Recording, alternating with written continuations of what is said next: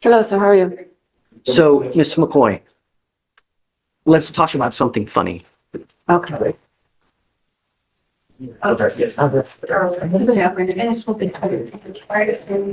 Actually, it's not very funny, but it's actually quite sad.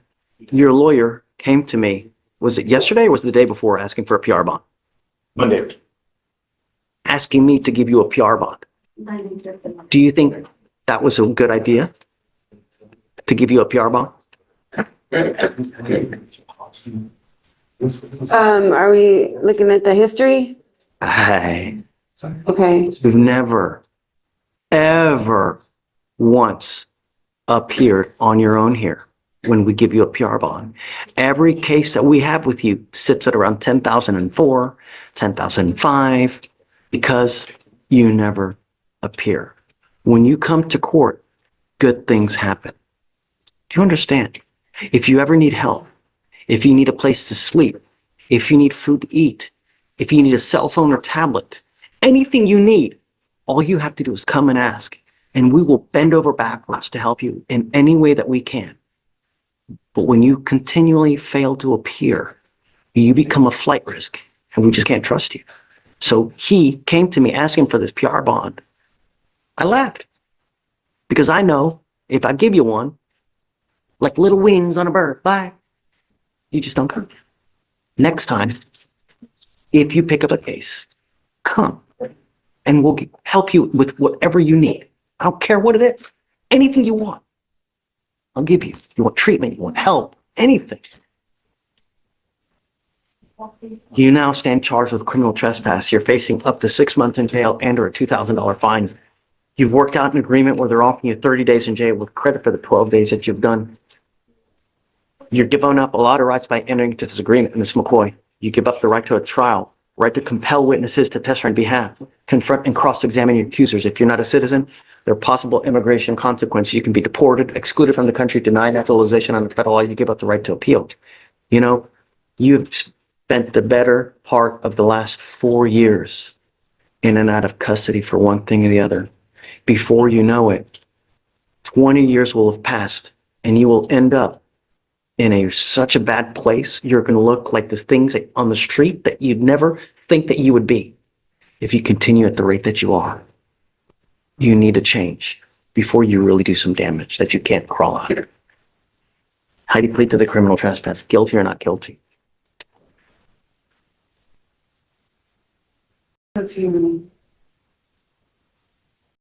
It's all right. You know what we're doing, right? Do you want me to talk to her for a moment? I don't. No. Okay. I mean, your plea, you know what we're doing? We're doing a plea for guilty, right? Mm. Is this what you want to do? Yes, sir. All right. All right, ma'am, I'm going to find you guilty. I'm going to follow the agreement. Come back next time. All right, good luck. Thanks. Thank you. Was it 13 days credit? 12. I didn't. Mr. Crocker, Okay. he's not here. Okay. He's a bond. He has a surety bond. I called his bond company. I called his dad. I called him. Can we roll it till tomorrow? Sure. Okay. Set BF tomorrow. Okay, thank you. No, sure, tomorrow. I got you. Thanks. Oh, Miss Levy. okay. So I wanted to address the BDR. Where is Miss Levy? Straight there. Come up, ma'am. So here's, Shreya, here's what we're going to do. I'm going to send her for a drug and alcohol test now. We already did. She came back negative, Judge. Oh, great. Good job. But if you miss again, it's not going to go well. So It is your responsibility to let Shreya know if you're going out of town, if you have some other obligation, because we can always work something out. But I'm not going to continue to do this. If you miss again, it's just not going to go well for you. So Judge, that's what we want to talk about. So when I was first appointed to her, Ms. Levy talked to me about her work schedule. And I said, look, let's just wait and see what happens with the UAs. If you get called in for a UA, but you have work, I don't want you to lose your job. I told her that. Yes. So They give you a sufficient amount of time to come. same day. Yeah, it's 6 hours. Yes. So she's a behavioral technician at Action Behavior Center. Yes. She cannot take off work. They penalized me. So, and do you want to talk to the judge about that? Yes. She's I bought some printouts as well on my work's attendance policy. So we have like a 2 weeks ahead of time type thing. They'll let me off. I had to beg and say it was like a life emergency just to get Thursday. I also have asked before because I remember the original court date was for Tuesday, the 18th, I believe. And 2 weeks ahead of time, that court date, I wasn't scheduled to appear. And I said, since I missed that UA, would it help for me to appear in court that day, even though I'm not required to come, to show that I'm okay with appearing to test? Testing is not something I'm trying to avoid or anything, but if I can put, time and effort into make my appearances, be here, and also keep my job security, is there a way that we can balance those two things? Because I have no problem showing up in testing or anything like that. I also live in Humble, Texas. So traffic times, I get off work anywhere between 4:30 and 5:30 every day. And I did bring some printouts just in case that's needed of our policies and everything. I'm not going to take off the fact that you're not supposed to use alcohol or drugs. Absolutely. But is there a way we can schedule her testing? Even if you want her And to, that defeats the whole purpose of it being random. I know. Because that's how we catch people. If you know when the test is going to be, it defeats the purpose of it being random. So why don't we do this? Why don't we just work something? If you get called on again, call Shreya, and then Shreya can come to me, and then we can work something out somehow. Okay, and every single time I will need your work schedule. Yes, and I have printouts So from the just missed date as send me well. called on, let Shreya know. Shreya can come to me, and we can try to work something. Okay. Okay? Because I don't know, you may not get called again. I don't know. You probably will because you missed now, right? But just if and when they do call you, let Shreya know, and we'll try to work something out. Okay? Okay. Good luck. Yes, ma'am. And then we'll just get a reset on this. Just get a reset. And your appearance is no reason for you to come, unless, of course, there's a. So, and I say that, but your appearance was waived, but then when you have the UA, because you can't go to court, then you're gonna have to show. Okay. Yeah. Okay. Good luck. Thank you. Have a seat. Good morning, Mr. Rivas. Good morning. Sir, you're charged with interference with the duties of a public servant. You're also charged with possession of marijuana ×2, right? Yes, that's correct, Judge. So I guess both of the weak cases are being dismissed in exchange for this. Yes. You need to understand, Mr. Rivas, that this case is going to go on your record. It will be there for the rest of your life. From now on, you are facing a minimum of 30 days in jail for any new cases that you pick up. Do you understand? You give up a lot of rights by entering into this agreement. You give up the right to a trial, right to compel witnesses to testify on your behalf, confront and cross-examine your accusers. If you're not a citizen or a possible immigration consequence, you can be deported, excluded from the country, denied naturalization. You give up the right to appeal. Once you plead guilty, like I said, it's going on your record. It'll be there forever. This is what you want to do. Yes, sir. I plead to the offense. I'm going to find you guilty. I'll send you to it. I'll run your court costs so you won't owe anything. Good luck to you, sir. Thanks, Judge. Have a good day. Step over here. Ready? Yes, Judge. And he's going to come in and sign the conditions tomorrow. I just wanted to talk to you about it beforehand so I could tell him what they're going to be. Oh, okay. What's your cost? It is, So you're just not going to be here tomorrow? yes, sir. I'm going to Just do be, PC tomorrow? I'm going to be in Galveston and yeah, we'll wait You know PC. that you can always Zoom. I know, but it's always hard to do that. Okay, not a problem. What's your cost? 255-5734. On Garcia. Yes, sir. Got it. And it's a .1213 breath test. He hit a police car that was blocking an accident scene as he pulled up. No one was in the car. It was blocking the scene. That's the situation. You want to read it real quick? Oh, we're still going to do it tomorrow. Oh, we're still doing tomorrow. Tomorrow, yeah, we're just kind of like informal PC. Thank you. No, never. I have to cook for you until, one affidavit, but when you're ready. I can come after this. Yeah, no problem. When Okay. you're ready. Yeah, I'll be right there. Okay, you ready? Oh, which one now? Oh, yes. Yeah, go for it. All right, got it. So on March 15th, 2025, an officer was working a crash scene in Pasadena, Harris County, Texas. At approximately 1:15 a.m., the officer heard tires squeal in a vehicle collision a short distance away. The officer observed a vehicle had collided with a fully marked police vehicle with emergency lights activated. The officer observed the defendant to be the driver and sole occupant, and he appeared confused and had glossy eyes. The defendant exited the vehicle, and the officer observed red glossy eyes, slurred speech, uncoordinated and lethargic movement, and the odor of alcohol emitting from the defendant's person. The defendant admitted to drinking 2 beers. SFSTs were conducted 6 out of 6 on the HGN, 3 out of 8 on the walk and turn, 2 out of 4 on the one leg stand. The DIC was read, and the defendant consented to the breath specimen, results .134 and .123. Any pride to be honest? No, Judge. Well, sorry. There's someone else's criminal history. There's no DWIs on it, but there's someone else, clearly someone else's criminal history attached to his out of California. So that's incorrect. That's not his criminal history. No, there's no way it can, Okay. there's like, I can show it to you. It's about every other crime other than DWI is listed from 2017 all the way to now. He's never lived in California. His name is Cesar Garcia. Yeah, there's got to be a quintillion Cesar Garcias. But does it match up with the FBI number? I mean, because they always have an FBI number, you know? I can show you the history if you want to see it, Judge. You can see it's literally, like, he wouldn't be here. There's ag robberies, ag assaults, robberies, all of I don't know. Do you see any prior DWIs? No prior DWIs on the California history. So, I mean, I guess do this, you know, if there's no prior DWIs, I'm not going to put an interlock on it, right? I'm going to order him no drugs, no alcohol, Yes, sir. randoms, that's it. But look to see if it's him or not. Right, absolutely. I've seen this happen before. And of course we have to. Yeah, so It happens. we'll look into it. So yeah. because of his age, it just didn't add up to the five as well. Oh, is he young? He's 26 and his history goes back to Hey, 27. I've seen people here 19 with laundry. So yeah, you're good. So just pick a date and then we'll do PC again with him. Just no drugs, no alcohol, randoms. That's it. Thank you, Judge. For sure. Did you need something, counsel? Oh, he's coming. We're waiting for him to come back. Yeah, for the result. Yeah. Okay. I'm gonna. Thank you. So you were Alan Villasana. Sir. Mr. Villasana, you were charged with 2 cases. You were charged with theft. You were also charged with racing on a highway. On both of those cases, you were facing up to 6 months in jail and or a $2,000 fine. We are going to do probable cause. You have the right to remain silent. Anything you say can or will be used against you. You have the right to have an attorney present. If you cannot afford one will be appointed to you, sir. The theft or the racing, which Yeah, was start on the theft because theft. earlier one, yeah.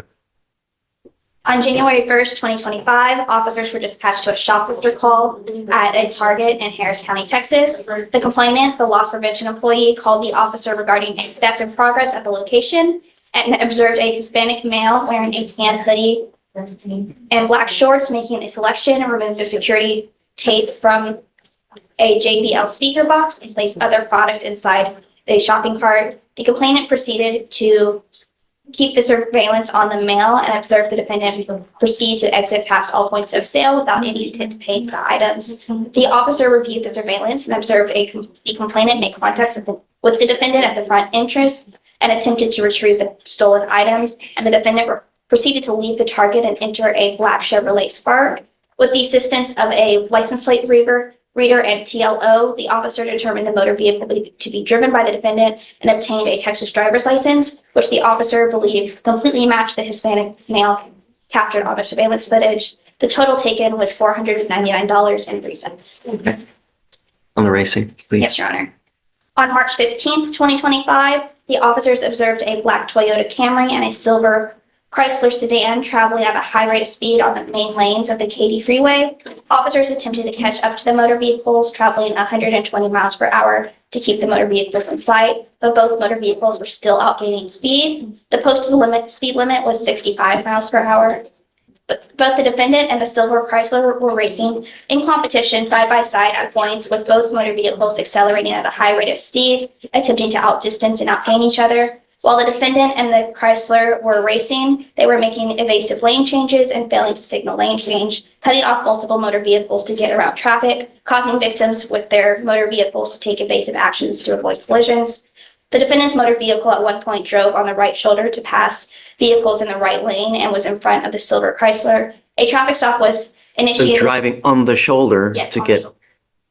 A traffic stop was initiated and the officer made contact with the defendant, who was the driver. The defendant admitted that he was racing with the other vehicle and that this was not his first time racing, but his first time arrested, and that he would have ran from the officers if he had more gas in the motor vehicle.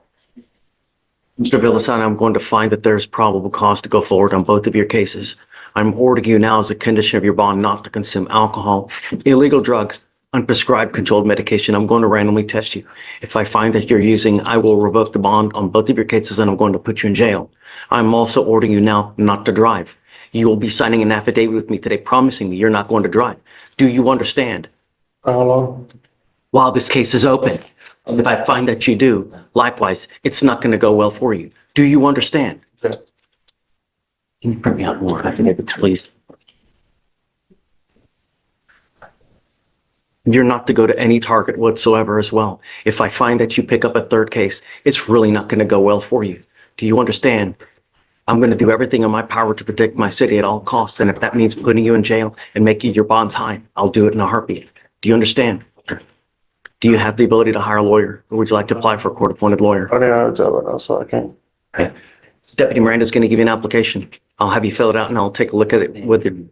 Hey, I'm not done talking to you. I'll have you take a look at I'll have you fill it out. I'll take a look at it. I'm going to have you sign a receipt with Victoria. I'm going to have you come back because I'm going to have you sign an affidavit with me today, promising me you're not going to drive. And then you'll get with Fleischer for your bond conditions. I won't be able to come back. I don't have a right. Figure it out. I'll get you a lawyer and we'll start talking. But I don't want any more problems. Do you understand? No, I haven't been in problems like 5 years. This is the first time I had a case since 5. So, please. Good morning, Mr. Alipio. Yes. Sir, you were charged with driving while intoxicated, second offense. You are facing up to a year in jail and or a $4,000 fine. We are going to do probable cause. You have the right to remain silent. Anything you say can or will be used against you. On March 13th, 2025, an officer observed a blue Ford F-250 driving at a high rate of speed. The officer paced the Ford driving 79 miles per hour in a 60 mile per hour zone. The officer observed the vehicle to fail to maintain a single lane, driving over a solid dash line, and driving between two lanes with other motor vehicles in the area when the vehicle failed to maintain the single lane. A traffic stop was initiated. The officer made contact with the defendant, the driver and sole occupant of the vehicle. The officer observed the defendant to have slurred speech. The defendant stated he drank one alcoholic drink prior to the traffic stop. The officer observed the defendant to be staggering while walking, using the motor vehicle for support, and the defendant to have the mild odor of alcohol upon his breath. The defendant appeared confused, and the officer had to repeat himself multiple times. SFSTs were conducted. 6 out of 6 clues were observed on the HGN. 2 out of 8 clues observed on the walk and turn. 3 out of 4 clues observed on the one-leg stand. The defendant stated he drank 2 to 3 alcoholic drinks prior to the traffic stop. The defendant was arrested. An inventory search was conducted of the defendant's vehicle, and the officer observed a warm to the touch white cup in the center console. Alcohol while driving? 3/4 full while with the smell of an alcoholic beverage. The defendant was read the DIC and refused the breath test. A blood search warrant was signed and executed. Mr. Alipio, I would hope that you would recognize it's elementary that you're not to have alcohol in the car while you are driving. I'm going to find that there's sufficient probable cause to go forward with your case. I'm ordering you now as a condition of your bond not to consume alcohol, illegal drugs, or unprescribed controlled medication. I'm going to randomly test you. If I find that you're consuming alcohol or illegal drugs, I will put you in jail. I am now also taking away your privilege to drive. You are not allowed to drive. If I find that you do, because I will have you sign an affidavit, a promise with me that you're not going to drive. I don't give a rat's behind what your excuse is. If I find that you drive, likewise, you will go to jail. I do not know what your immigration status is, but if you are not in this country with permission and you go to jail and immigration finds you, they will put an immigration detainer on you. And you will be stuck like Chuck in custody until this case is over with, and then you get shipped off to immigration. Do you understand? Yes. I am sending notice to DPS that there is now a restriction on you that you were not to drive any vehicle that doesn't have an ignition interlock on it. If you were caught driving a vehicle and it does not have an ignition interlock, every officer in the state will know to arrest you and put you in jail. Do you understand? ¿Usted lo entiende? Yes. Your Honor, just to clarify, so he can drive so long as he has a guardian? No, I'm taking away, he's not allowed to drive at all. Would you consider reinstating his ability to drive because owns his own business? I'm not ready yet. All I know is that he's got alcohol allegedly in the car while he's driving, and it's a second offense. Look at me, Mr. Alipio. Examíname, señor. Do not drive. Do you understand? Yes. Yes, sir. Because of this restriction, you will now be required to obtain a portable device that you're going to take with you everywhere you go to prove to me that you are not consuming alcohol. I don't know if you have a problem with drugs or alcohol. If you do, now is the time for you to address it. Because if I see it becomes a problem, I'm going to address it for you. And I promise you're not going to like the way that I do it. Do you understand? ¿Lo entiende? Yes. Yes. Because you have a lawyer, I will waive your appearance. That means that you don't have to waste your time coming to court. But it is your responsibility to stay in touch with Lee. If she tells me that she can't get a hold of you because you're ducking and dodging phone calls, you're playing games, you're not responding to her, likewise, I will issue a warrant for your arrest. I'm going to do everything in my power to protect my street at all costs. And I have no qualms about putting you in custody. If you don't believe me, ask Lee. She knows. For now, I will have you come up here, swear to us that you're not going to drive. After that, you'll get to Victoria where we will have you sign a reset. After that, you'll get with Fleischer for your bond conditions. And after that, you'll be free to go. It's not forever, but I want to know that he truly appreciates and not just, oh, I'm sorry. Yes, Your Honor, his prior DWI was in 2003, so he had not had alcohol in any long time. How do we know? ¿Cómo sabemos? How many times has he not been caught that we just don't know? No. I don't know. But all I know is he's got alcohol in the car. He has a prior DWI. So he's already on notice of what you can and can't do. I have a problem. So Yes, Your Honor. just proactivity goes a long way. Yes, Your Honor. All right. Good luck to you, Michelle. We have a question. Did the judge's denial of a PR bond based on prior failures to appear properly comply with the Eighth Amendment's prohibition against excessive bail and the bail setting factors under Texas Code of Criminal Procedure Article 17.15? Your notes here for Mr. Flores, Adrian Flores. He's in the holdover. He's got a terroristic threat on a serious bodily injury charge. Hi, how are you? Harold, what would you like? What are we doing? Well, just today was the day we're going to come back for the mental health evaluation, and they just sent it to me this morning. Haven't had a chance to read all of it. They did say he was competent, but I still don't think something's right with him. I talked to him. So get a second opinion. You know, if you need money for a second evaluation, I'll give you money. And I don't know. I mean, it might be he's competent, but just something's not correct, you know, with their thinking and reasoning when I was. Are you able to communicate with them? I am. Well, just for instance, Limited fashion or something, or what? Sorry? In a limited fashion? No, he can communicate. Just for instance, I was just told, well, I just want to go ahead and work it out because then I'm going to hire an attorney. We're going to get them all dismissed later. I'm like, no, Yeah, don't worry.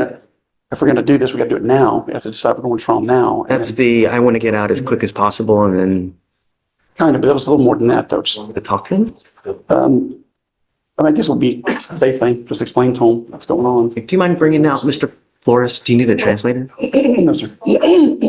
Adrian Flores, please. And I think he understands now, but it just might be a misconception. Maybe jailhouse lawyer talk or not understanding his I don't know. cases. Does he talk to spending in the 220? This case? No other cases pending as far as I'm at. Good morning, Mr. Flores. How are you? Good today. Good. The reason that you are still in custody is that we gave you a PR bond and you take off. You don't come back to court. This has not happened but once. It has happened already multiple times. So that's why I can't just continue to give you PR bonds. When you do, you just take off. The only thing I need you to understand is that, you know, when you plead guilty to something, it sticks with you forever. You cannot try to plead guilty to something, get out and try to change it or do this or do that. This is when you do this, when you accept a plea bargain, it stays. Judge, Your Honor, I'm truly sorry for what I've done, like my whole life. I just asked for another PR bond. I'll make it a court. I actually call my mom, see if I could stay with her until she drops me off at court, and whatever they say from there, if I'm guilty or not guilty, I'll plead guilty. Or if I'm innocent, I'll plead Where you living innocent.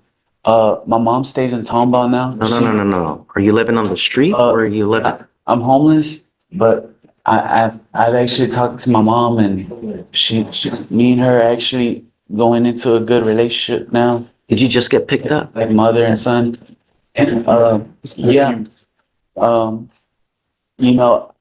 they caught me at the airport, and Look, I don't want you to talk about the case. The thing is that I don't want to continue to give someone a PR bond if you're just going to go to the streets. The streets are not a safe place. I won't go back to the street. The streets I know. aren't for me anymore, man. I don't want to be in the street. I don't want to be homeless anymore.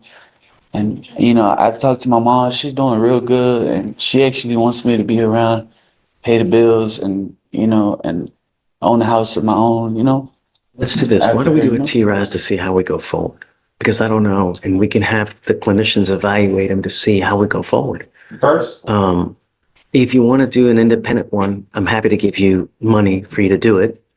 Or like I would suggest is just do a TRAS to see where do we go? Because I don't know, but having clinicians talk to him might be the best way to go to see how we go forward. Because the problem is, Harold, is if we just throw him out to the streets, we're throwing him out to the wolves. If he doesn't have a place to go to, or just, Whereas if we have him TRAS, we can try to get down to what the true issue is and why it keeps happening, and then we'll figure out a plan, So you just let me know whatever you want to do. I'm happy to do it. So just when we do the TRAS, we just set that up with the CLO or? Yeah, so we'll have Shatori set it up and we'll do it. We can expedite it so it gets done within the next couple of days, so he's not just lingering. Judge, has his competency results due then? Yeah, competent. Yeah, Burr? so we can get it done. And then that'll really tell us, perhaps he needs to be in mental health court. I don't know. But that's what we can get the TRAS for. So what do you think, just 2 weeks or? No, not even a week. A week. Okay. Thanks. All right, Mr. Flores. Good morning, Mr. Lundy. Sir, you're charged with failure to stop and give information, which is leaving the scene of an accident without exchanging information. You're facing up to 6 months in jail and or a $2,000 fine. We're going to do probable cause. You have the right to remain silent. Anything you say can or will be used against you. You have the right to have an attorney present. If you cannot afford one will be appointed to you, sir. On March 12, 2025, at approximately 4:45 p.m., an officer was dispatched to an FSDI call. Upon arrival, the officer spoke to the complainant, who stated he was traveling north on FM when a vehicle crashed into his vehicle. The driver then fled the scene without exchanging information. Complaining witness to the passenger stated that they were rear-ended, causing the defendant's vehicle to crash into a ditch. Defendant then approached them to check on their welfare, and once he saw they were unharmed, the defendant fled the scene on foot. The officer observed significant rear-end damage to the complainant's vehicle. The complainant provided a description of the defendant, and the officer ran the license plate and found the registered owners were Michael Lundy and Dylan Lundy. On March 13, 2025, the officer received a call from Dylan Lundy, who wished to provide a voluntary statement regarding the incident. The defendant admitted to crashing into the complainant's vehicle and to fleeing on foot because he believed he had an open warrant for failure to appear for a window tint violation. The complainant positively identified the defendant by photograph. The estimated cost to repair was over $200, as the complainant believed their vehicle was totaled. Okay. Can you run his license, please? And does he have any open cases anywhere? If you can run an NCIC. His driver's license is eligible, and I normally don't take note of Class C violations. No, I don't care about Class C. Right. No, I don't care. He does not have any open cases at the moment. Got it. All right, Mr. Lundy, I'm going to find there's sufficient probable cause to go forward with your case. The only condition I'm placing on you now is you are not allowed to drive unless you have a valid Texas driver license and liability insurance in your name. If you do not have car insurance, you may not drive. You understand? Yes, sir. Okay, I will waive your appearance because you have a lawyer. Just stay in contact with Will. He'll tell you if and when you have to come back to court. I'll have you sign a receipt, Victoria. We'll have you take a seat while we get your conditions. You'll sign it and then you'll be free to go. Thank you, Judge. Don't pick up any new case. Yes, sir. That free pro bono conditions? State's conditions. Okay. Okay, Next is so- on page 12. Howard, come on up. Can you file those, please? Yeah. Good morning, Mr. Phillips. Your Honor. Sir, you're charged with reckless driving. You're facing up to 30 days in jail and or a $500 fine. We're going to do probable cause. You have the right to remain silent. Anything you say can and will be used against you, sir. On March 12th, 2025, at approximately 9:25 a.m., an officer was conducting a stationary traffic enforcement on a public roadway of the 7,000th block of IH 610 southbound in Harris County, Texas. The officer observed a red Ford pickup truck traveling at a high rate of speed with heavy traffic and the posted limit was 60 miles per hour.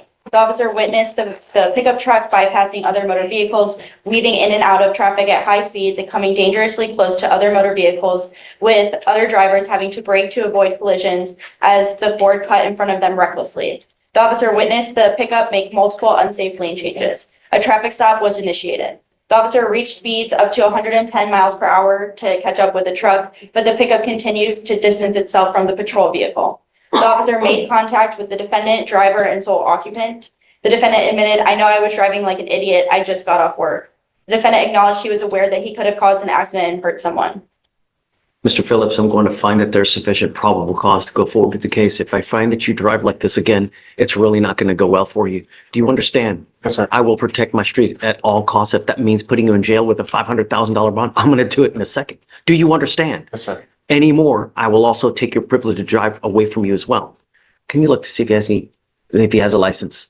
Yes, his driver's license is eligible, Your Honor. You are not allowed to drive unless you have valid liability insurance in your name, and that is also now a condition of your bond. No reckless driving, maniacally driving, donuts, street takeovers, anything of this nature. Do you understand? Yes, Your Honor. You will sign conditions to this, and after that, you'll be free to go. You have a lawyer. I will waive your appearance.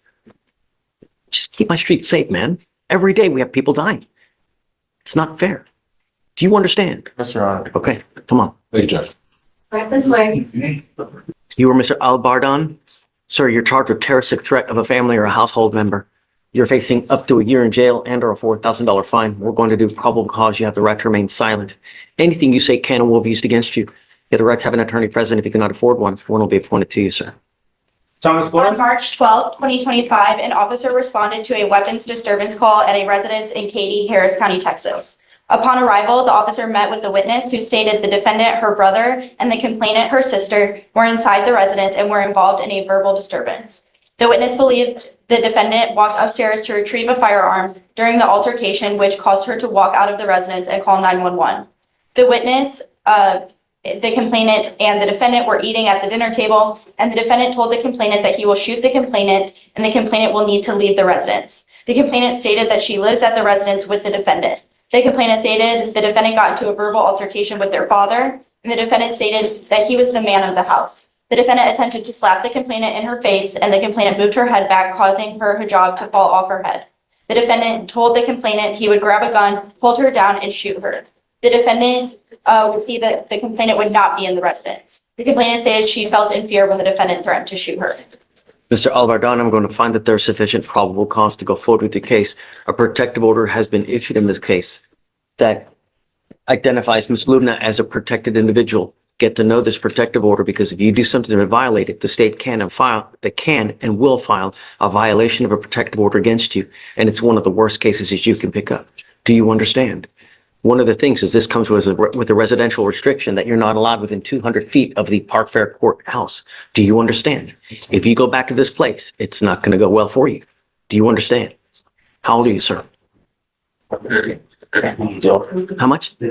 33. Do you work? Do you have the ability to hire a lawyer? So what I'll do is I'll have you fill out an application for me. I need to know whether you can qualify for a court-appointed lawyer. Any allegation of alcohol or Mackenzie? Any alcohol or any dope, anything like No that? allegations of alcohol. Okay. So for now, what I'm going to do is I'm also ordering you not to have any contact with this person and not to be in possession of weapons. Do you understand? I'll provide you a lawyer today and we can talk about how we go forward, but just be careful. I don't want to have to put you in jail. Do you understand? Okay. Do you mind giving me an application? Deputy Miranda's going to give you an application. I'll have you sign a reset with Victoria, and then we'll have you take a seat in the jury box. Good morning, Ms. Burse. Sorry, I lost my voice. Burse, that's what's right, right? Yes. Okay, ma'am, you're charged with criminal mischief. You're facing up to 6 months in jail and or a $2,000 fine. We're going to do probable cause. You have the right to remain silent. Anything you say can and will be used against you. You have the right to have an attorney present if you cannot afford one. Just hang tight and we'll, okay? On March 13th, 2025, an officer responded to a criminal mischief call at a residence in Harris County, Texas. The officer made contact with the complainant and the witness who directed the officer to the scene. The complainant stated the defendant came to the location, broke his motor vehicle window, and reported the incident on his phone for the officers to see. The complainant stated the defendant left the location in a black Kia that had the location on. The complainant stated the defendant was on Rust Creek Drive at an apartment. He could point to her apartment. The cost of the damage to the motor vehicle was approximately $500.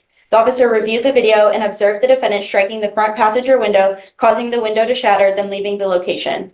The officer observed a brick inside the motor vehicle with glass shards inside the front passenger seat floorboard and outside the motor vehicle. The complainant was positively identified by her Texas ID prior to driving to her location per GPS. The officers followed behind, and the complainant pointed at the apartment as the defendant was standing right outside of it. The officer made contact with the defendant, who was wearing the same outfit in the video, and the defendant admitted to breaking the complainant's window. Got it. Do you have the rip done? I'm assuming this complainant doesn't want to have contact with her? We have. Not yet? Okay.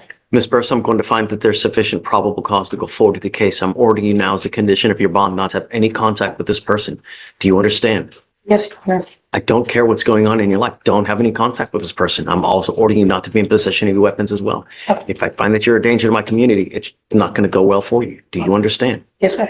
Do you have the ability to hire a lawyer? Yeah. Are you sure? Yes. Do you want to apply for a court-appointed lawyer? If I really don't need one, then no. You need a lawyer. Okay, then You're facing 6 months in jail, Then yes. $2,000 fine, plus it could go on your record, and it's disastrous when it goes on your record. Yes. It's a good idea. Do you mind giving her an application? So I'm going to have you fill out the application. I'll have you take a seat in the jury box. We'll get your bond conditions. Do not leave until you sign them. And then I'll have you talk to a lawyer here momentarily. All right. Good morning, Mr. Miller. Sir, you're charged with harassing communication. You're facing up to 6 months in jail and or a $2,000 fine. We're going to do probable cause. You have the right to remain silent. Anything you say can and will be used against you. You have the right to have an attorney present. If you cannot afford one will be appointed to you, sir.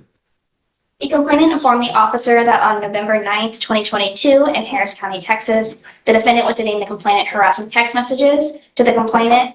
The complainant and the defendant had been in an on and off relationship and had recently ended it. The defendant would call and text apologies that he would love her. The complainant stated eventually that the defendant started conveying messages that were angry in context. The complainant blocked him in response, and then she began receiving calls and texts from unknown numbers. The complainant even asked the defendant's mother to tell him to stop calling her. The complainant stated that the night that she received calls and that night she received calls and texts from the defendant, with him threatening to call Child Protective Services. The complainant and the defendant were using an app and calling and text. The defendant was using an app and calling and texting from different phone numbers, and he sent multiple phone numbers and different text messages that are outlined in the officer's report. Derek Phillips. Are we talking like tons of text and stuff? How many are we Yes, talking? Tons of texts from different phone numbers after the complainant had repeatedly told him to stop. Okay, I see. I'm looking at dozens and dozens. Okay.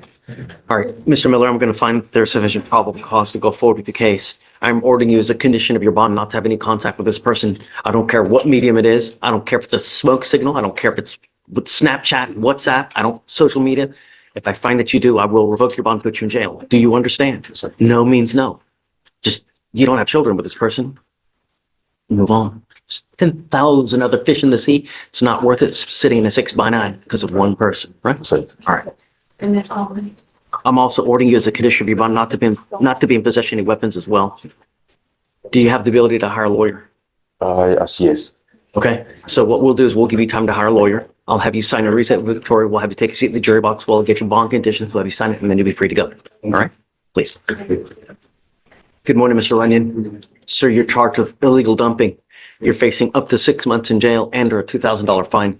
We're going to do probable cause. You have the right to remain silent. Anything you say can and will be used against you. You have the right to have an attorney present. If you cannot afford one, one will be appointed to you, sir.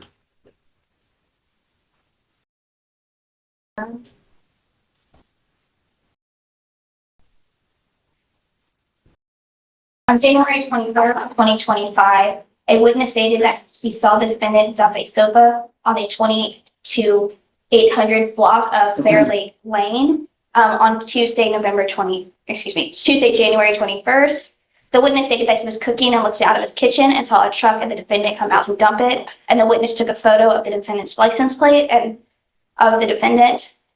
The witness told the defendant that you can't dump trash there, and the defendant looked up at the sofa he already dumped and left. The witness stated he was concerned the defendant was going to dump the sofa at a nearby location, so the witness drove to the main roadway near his house and observed the sofa had been dumped at a abandoned car wash located at 11440 FM 1960 in Huffman, Texas, which is not an approved dump site by the Texas Commission on Environmental Quality.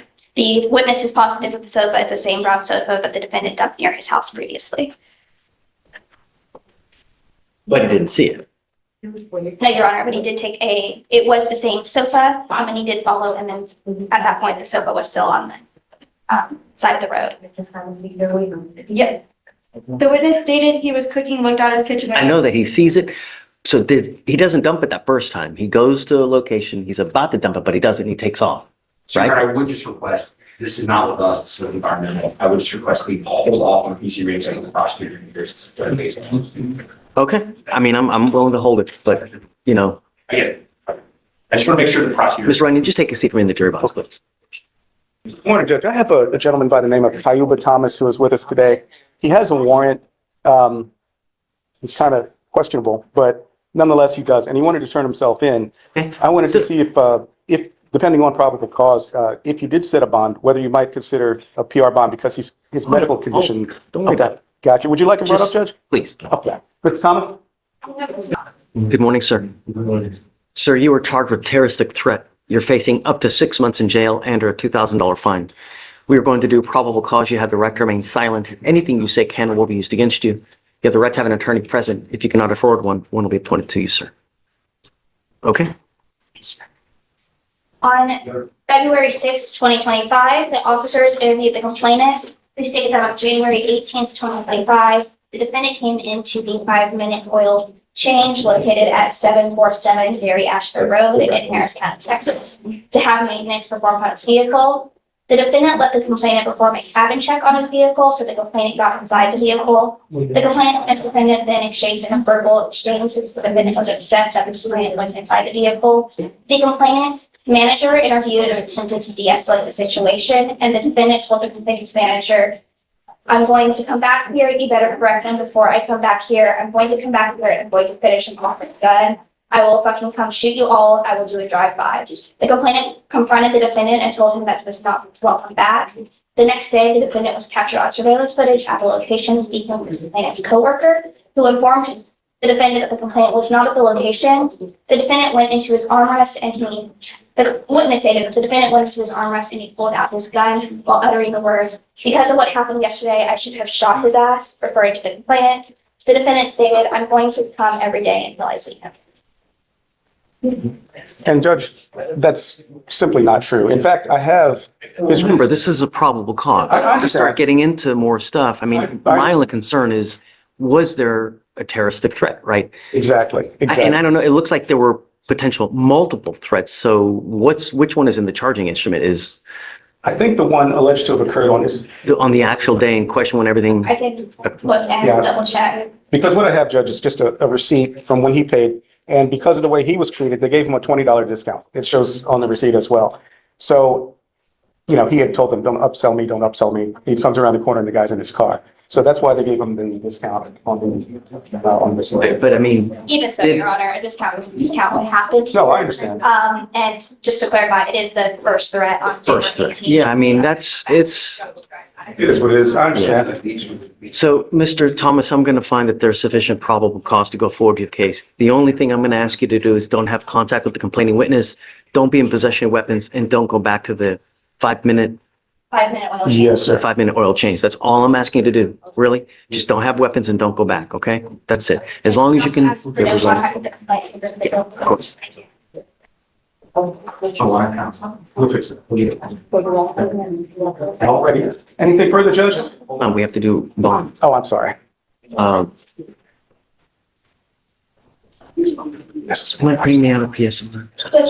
Sorry. It's already set at $100. Oh, it is? Okay, so I don't need to. All right. So, Mr. Thomas, I'm going to grant you a PR bond today. You have a bond set at $100. I'm going to grant you a PR bond. All I'm asking you to do is just don't pick up any new cases. Just be nice. It's not hard. You've got a great lawyer here. Listen to him. He'll take care of you. I'll waive your appearance because you have a lawyer. You don't even have to come back. Just stay out of trouble and just, that's it. Okay, thank you very much. So I don't let him, I need you to sign a bunch of paperwork. We're have bond conditions that we're going to create. I need you to sign them. Do not leave until you sign our bond conditions. You'll have to meet with police for your PR bond. And after that, you'll be free to go. Okay? All right. All right, thank you very much, Judge. And then, Judge Powell, do you Yes, sir. attorney record, please? Yes, sir, certainly. We have him over there in the tower. Okay, thank you. Judge, I need the. Sir, you are charged with driving while intoxicated. It's elevated to a Class A misdemeanor because of the high blow. You are facing up to a year in jail and or a $4,000 fine. You have worked out an agreement where they're offering you 3 days in jail with credit for the 1 day that you have done. You need to understand that this DWI will go on your record. It will be there for the rest of your life.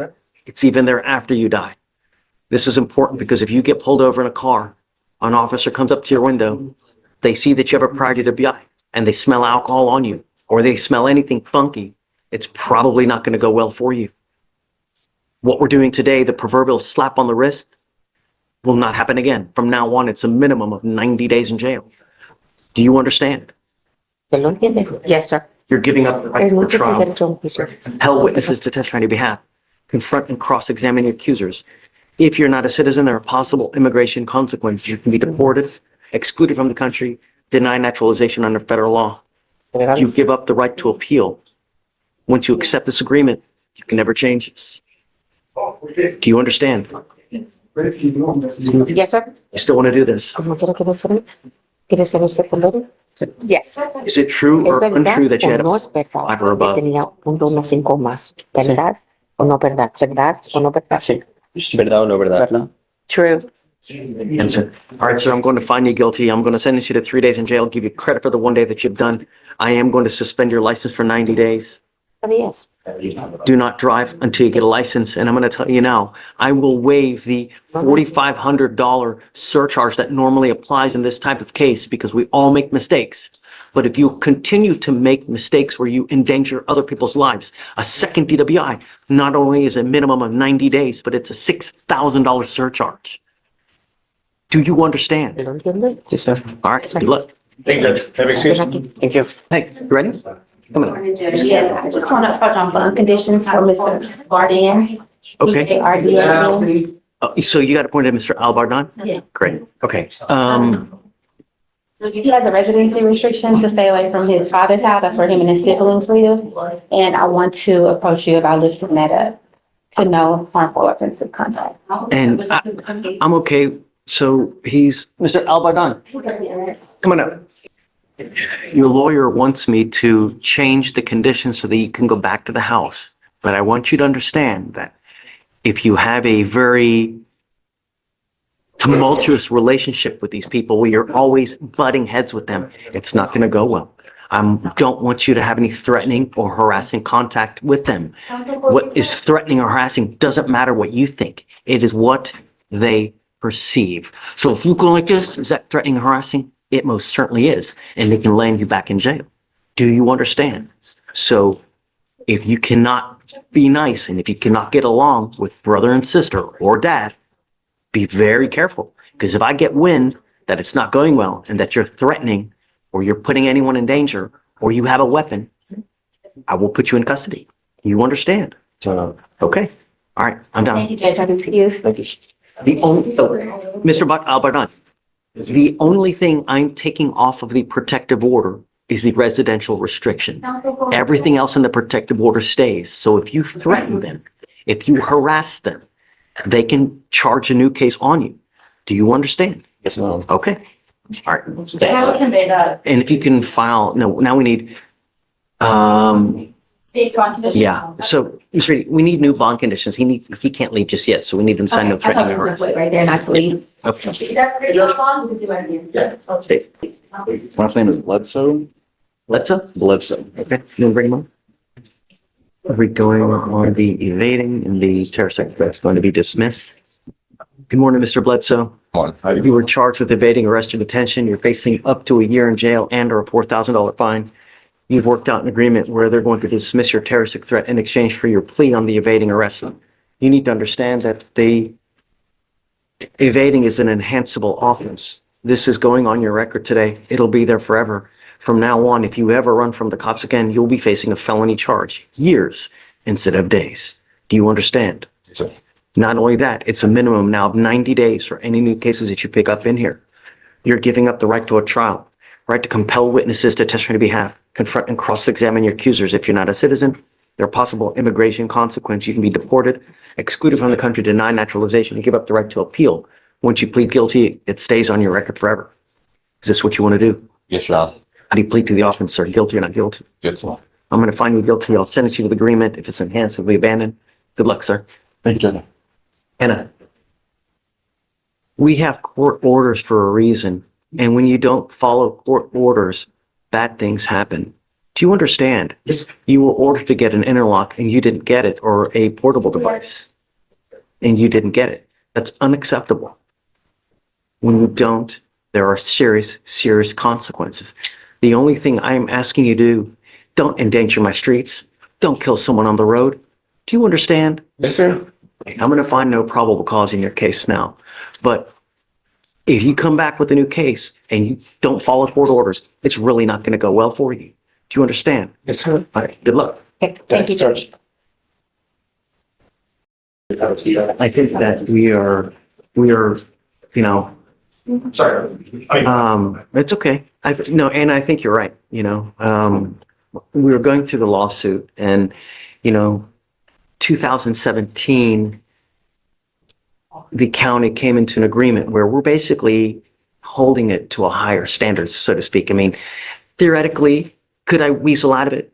Yes, but I don't want to. You know, I want to stick with the agreement that the county came to with the district attorney's office, you know?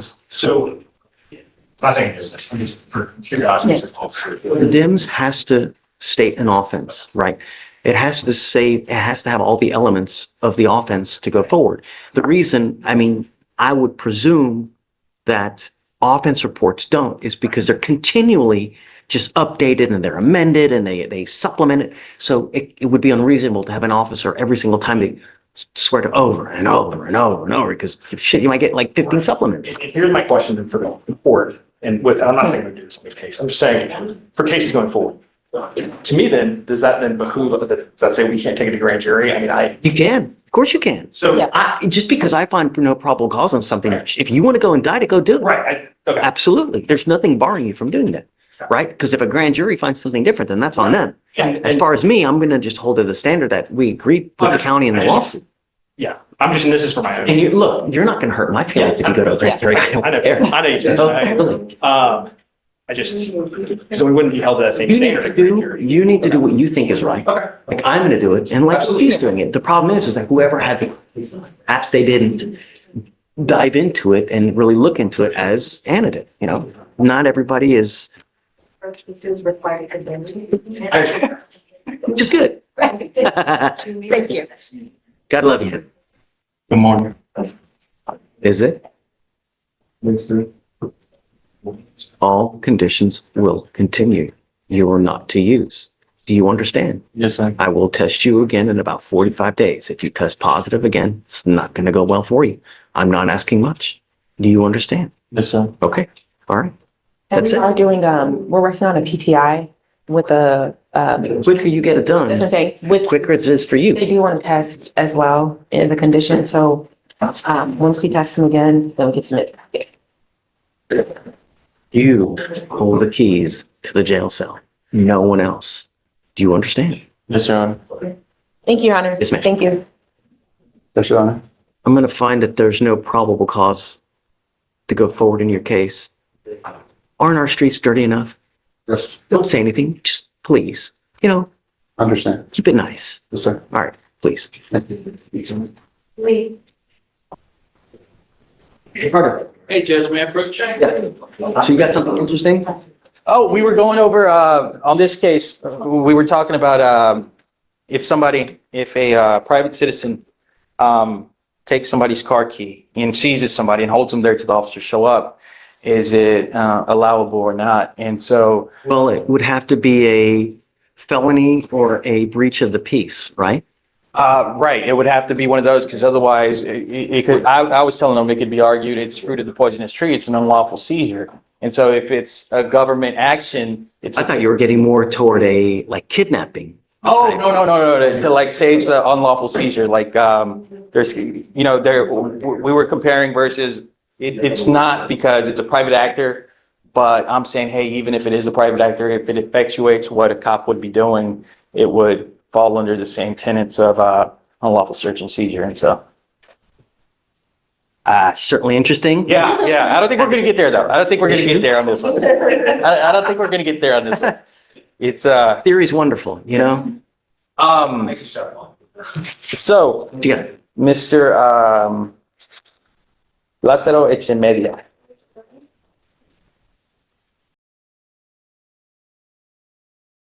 It's old. Yeah. What do you want to do? So we're set to plea or set it for trial today. Correct. I see some issues in the case. I've talked to my client. He is interested in possibly doing something different, but he is, I mean, what other we difference? need an immigration concept, well, possibly time served.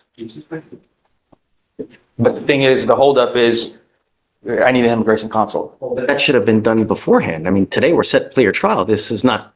Right, and the only Should have done thing that- is, No, we're now 215 days. the thing is, I was only appointed like a month ago. I saw all these issues over the weekend. And so talking to him, see if he wanted to go to trial, he's like, hey, hold on, let's get an immigration consult, see how it's going to affect me. So Okay, so I guess I'll give him till Monday.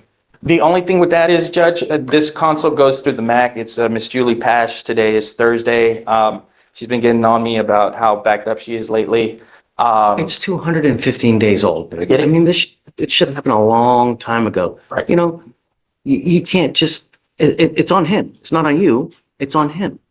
Yeah, I'll be straight with you, Judge. I don't know why I was only appointed like a month ago. I don't know if he was missing or something. Correct. He's been AWOL from that. So it's not, I mean, I'll give you a week, but that's it. Okay, I'll let her know. I'll let her know, and hopefully she gets it done. Thank you, Judge. All right. Okay, cool. Thank you.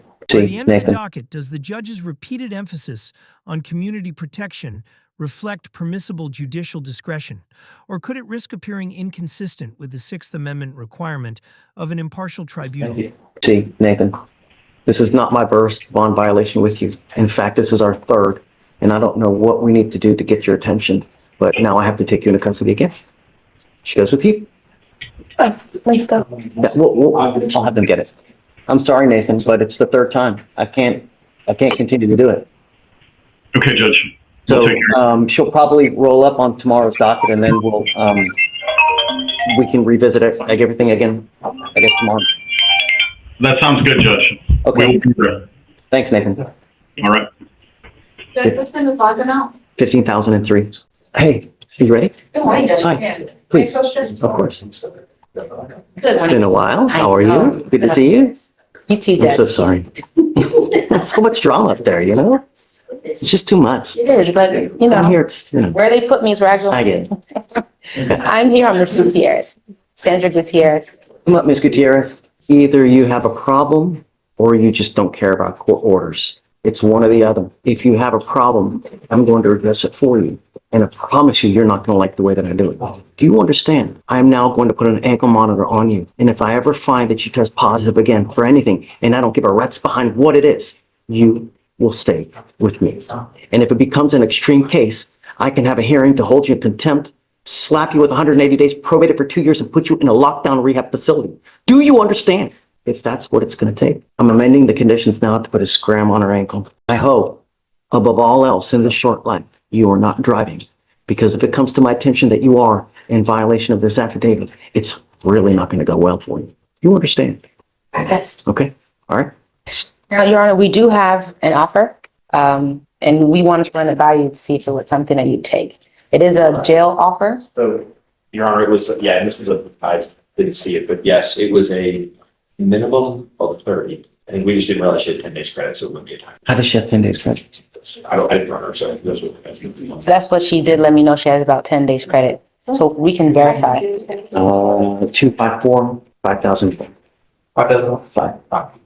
I don't know. It's just Sandra Gutierrez, Hmm? she has 1 day. She has 1 day credit. 1 day. Where'd you get 10 days credit? That's Well, okay. I was in jail so I was on probation before when I caught this new charge. I was actually did a 5-year probation and I was supposed to sign my papers that day that I was, I guess, exited out of jail, the day that I left jail. And Look, it was like a week before, so yeah, Please, I'm not sure. just, you guys talk it over. I don't want you to say something that really hurts your case, you know? So it's probably better that you just talk with Ms. Chisholm, figure out what you guys, we only have 1 day credit here. That's all we have. If you want to, I'm happy to do it. That's good, Judge. If you guys want to do it. The 1 day, Judge? Well, she has 1 day credit. I'm not going to give her more than she's entitled to. I understand. You know, I can only give you what you're entitled to, Yes, right? Judge. What you have here. So if you want to do that, you have my blessing. It's up to you guys. You let Sounds me good, know. Judge. But as of today, if she leaves here, she gets an ankle monitor. Plus, and then if you test positive again, it's not going to go well for you. Okay? Sounds good. Judge, So you let me know. Yes, ma'am. does she have to go back in here, Judge? No, but she's got to meet with pre-charge. Yes. On Ms. Sandra, Judge? Yes. We have a new offer, probation officer, 15-month offer with a TRAS. Whatever the TRAS states that she should do, she'll do it. Okay, I'm okay with that. Sounds good? Absolutely. Sounds good, Judge. Thank you. We'll write it up. Here's the thing though. She couldn't even make a felony probation. How's she going to make this one? She didn't make felony probation. Did she make it or did she get adjudicated? She completed it, 5 years. Tell her that if she tests positive, I will put her in a treatment facility though. So she knows. Yes, Judge. Or in this fair word. Yes, Judge. And she, Absolutely. yes, Judge. I'll let her know. Fam, on which one? Ms. Gutierrez, you're charged with driving while intoxicated. It's a second, am I right? Yes, Judge. What happens the next time? If you ever pick up another DWI, what's going to happen? It'll be a felony. 2 to 10 in the penitentiary. Any prior pen trips? Yes, Judge. How many? Just one. You could be potentially a 15 to life case next time you pick up a DWI. 15 to life, minimum. With your record, just mere smell will be enough. So if I were you, if you want to get lit, wonderful. Just don't get into a car. Find another way. Take an Uber. 30 to 50 bucks will get you wherever you want to go in this city. Don't matter where you want to go. Anywhere. Do you understand? It's not hard. One button. All you need to do is literally push one button. Car waiting for you, wherever you want to go. You are giving up the right to a trial, right to compel witnesses to testify on your behalf, confront and cross-examine your accusers. If you're not a citizen, there are possible immigration consequences. You can be deported, excluded from the country, denied naturalization under federal law. You give up the right to appeal. Once you accept this agreement, there's no turning back. Do you understand? This will go on your record. It's going to be there for the rest of your life. Now, is it being reduced to a first? Yes, Judge. Okay. There is a surcharge that you will be required to pay in this case. You will be required to pay a $3,000 surcharge. And if you don't pay it, every $100 you will sit 1 day in jail. Do you understand? It's a second. I'm not waiving it. And it's being reduced to a first. You were lucky because a second, it's a $6,000 surcharge that if you don't pay 1 day, every $100 you owe. So you will be required to pay this fee. You will also be required to pay the court costs as well. You have entered into an agreement where they're offering you 180 days in jail to be probated for 15 months. As part of the agreement, you will do a repeat offender DWI education class, 1 victim impact panel. You will do a TRAS to see what other conditions you may need. If they assess other conditions, you must fulfill them. They may do intensive outpatient treatment. They may do just supportive outpatient treatment. They may do inpatient treatment. I don't know what they're going to do, but you must fulfill whatever they say. Do you understand? Yes. No drugs, no alcohol, guardian interlock. But since you don't have the ability to drive, you must get a portable device. 25 hours of community service. you have any children? Okay, get rid of the community service. I'd rather do a parenting class. $100 one-time donation to Mothers Against Drunk Driving. If you need extra time to pay, we will give it to you. All you have to do is ask. I'm telling you now, there's 3 possible things that could make this thing really go sideways. The first is if you drink. If you consume, a warrant will be issued. They will file a motion to revoke your probation. We will have a hearing here. If they prove it to me that you're consuming, it's very well possible that we put you into inpatient treatment. The other thing that the worst possible thing you could do is drive. If you drive without a Texas driver license and a liability insurance, likewise, they will issue a motion to revoke. The other thing is take off. If you abscond and you take off, it's an instant warrant. If you ever have an issue, you can come talk to us. We can work it out. There's never nothing that can be solved. Everything can be solved in this life, one way or the other. Those are the 3 things that are all hangups. Do you understand? Sure. So cut the fees. How do you plead to the offense of driving while intoxicated, guilty or not guilty? Guilty. Was there an accident in this case? I got it. No? Okay. All right, ma'am. Best of luck to you. We'll have you meet with Shori. Thank you, Judge. Maybe excuse. Thank you, Judge. Good to see you again. Judge, I have Dennis Fisher, and this one's getting old, but he's sent me a bunch of character letters that I need to compile into a packet. And so can I get 2 weeks on that? I'm hoping they'll approve him for PTI. They had previously offered him time served. 369. I know, Judge. Could we get 2 weeks and then we'll just either see if they'll approve him for PTI or set it for trial, plea or trial? Have everything? Judge, he sent me the letters he sent them yesterday, so I have to compile them into a packet. I'll give you a week. Okay, 1 week. 360. Then I'll compile them in a packet today and just send them so we can at least get a response on that. You want me to approach on a different one? Yeah. Judge, I have Moses Garza. I don't know if you want to talk to him.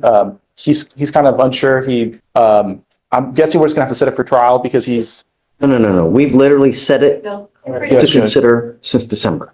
Mr. Garza, I think he's in the hallway. I can go get him, Judge. please. You have had since December to consider what to do. It is now time to consider now what you want to do with this case. Today is the plea deadline. You must either accept the plea bargain agreement or we will set your case for trial. If I set your case for trial, that's okay, but I'm not going to take anything else. I'm not here to play games. That's it. You're out of time. It's 190 days old. I will have you talk with your lawyer. You consider what you want to do, but today's the day. Yes, Judge. Okay. Want me to approach? Yeah. Judges, I don't know if Jorge Gomez ever checked in. He picked up a new case. Yeah, I know. We were going to end up revoking it, right? Because he didn't show up today. And he picked up a new case. He had Beaumont BVR. I haven't been able to get him, Okay. Okay. I did text him, Judge. Regards to your charge with driving while intoxicated, you're facing up to 6 months in jail and or a $2,000 fine. You have worked out an agreement where they're offering you 3 days in jail with credit for the 1 day that you have done. You need to understand that this charge is going to go on your record. It's going to be there for the rest of your life. You can never take it off. You ever get pulled over again, an officer is going to see this. If they smell anything funky, if they smell alcohol, if they smell marijuana, it's not going to go well for you. It's probably not going to go well for you. Don't give them the ammunition. Don't really. All you have to do is one button on your phone. A car will take you wherever you want to go, $40. You understand? Understood. Right. It's not hard. You're giving up the right to a trial, right to compel witnesses to testify on your behalf, confront and cross-examine your accusers. If you're not a citizen, there are possible immigration consequences. You can be deported, excluded from the country, denied naturalization, and gave up the right to appeal, like I said. So that's why it stays on your record forever. Is this what you want to do? I'm gonna have to plead guilty. Is this what you want to do? Yes, Your Honor, it's best. Your other option is trial. This is the only best option right now. In trial, I would need better representation, and you being a defense attorney, you know how this is gonna go, and it's not gonna work out. And I'm not in a financial I'm sorry, I'm not in a financial standpoint for trial, so. Our lawyer if you want, but Yeah. you need to understand, I'm not going to take this plea if you don't think I'm guilty. We don't play games here, right? You need to understand that he's got a lot of stuff going on in his life too. He's got hundreds of cases, right? So the evidence is out there. It is what it is. Have you been able to see the evidence? I have, and it's not good, but it's not bad either. Talk about the facts of the case. Oh. I'm just saying, if you've seen what's out there. I don't know. I have not seen it, but juries aren't dumb. Yeah. They know what drunk people look like. They know what intoxicated people. Drunk doesn't have to be falling down stupid where you pissed all over yourself. And no, it doesn't have to be like that. You understand? I understand. Because this is a lifetime decision that you make today. Once you do this, there's no turning back. So you need to be fully aware because like I said, there's no more proverbial slaps on the wrist. From now on, it's a minimum of 30 days in jail for any new cases that you pick up here. So if you want to do it, we can. If you don't, we can set you for trial. Did you apply for PTI or no? Judge, we talked a lot about PTI and it was an income issue. He just doesn't think he can afford PTI, but we've had many conversations about it. That's something you're going to pay for it one way or the other. You know, DPS is going to start charging you for this thing, right? Your insurance is going to skyrocket. Insurance now is crazy as it is. So you're going to pay for it one way or the other. The option for PTI is if you're granted entry into it and you complete it, the case gets dismissed. Not a financial standpoint, even like I've been over my financials and I don't want to be in a bigger hole than what I'm already in. You don't want a trial?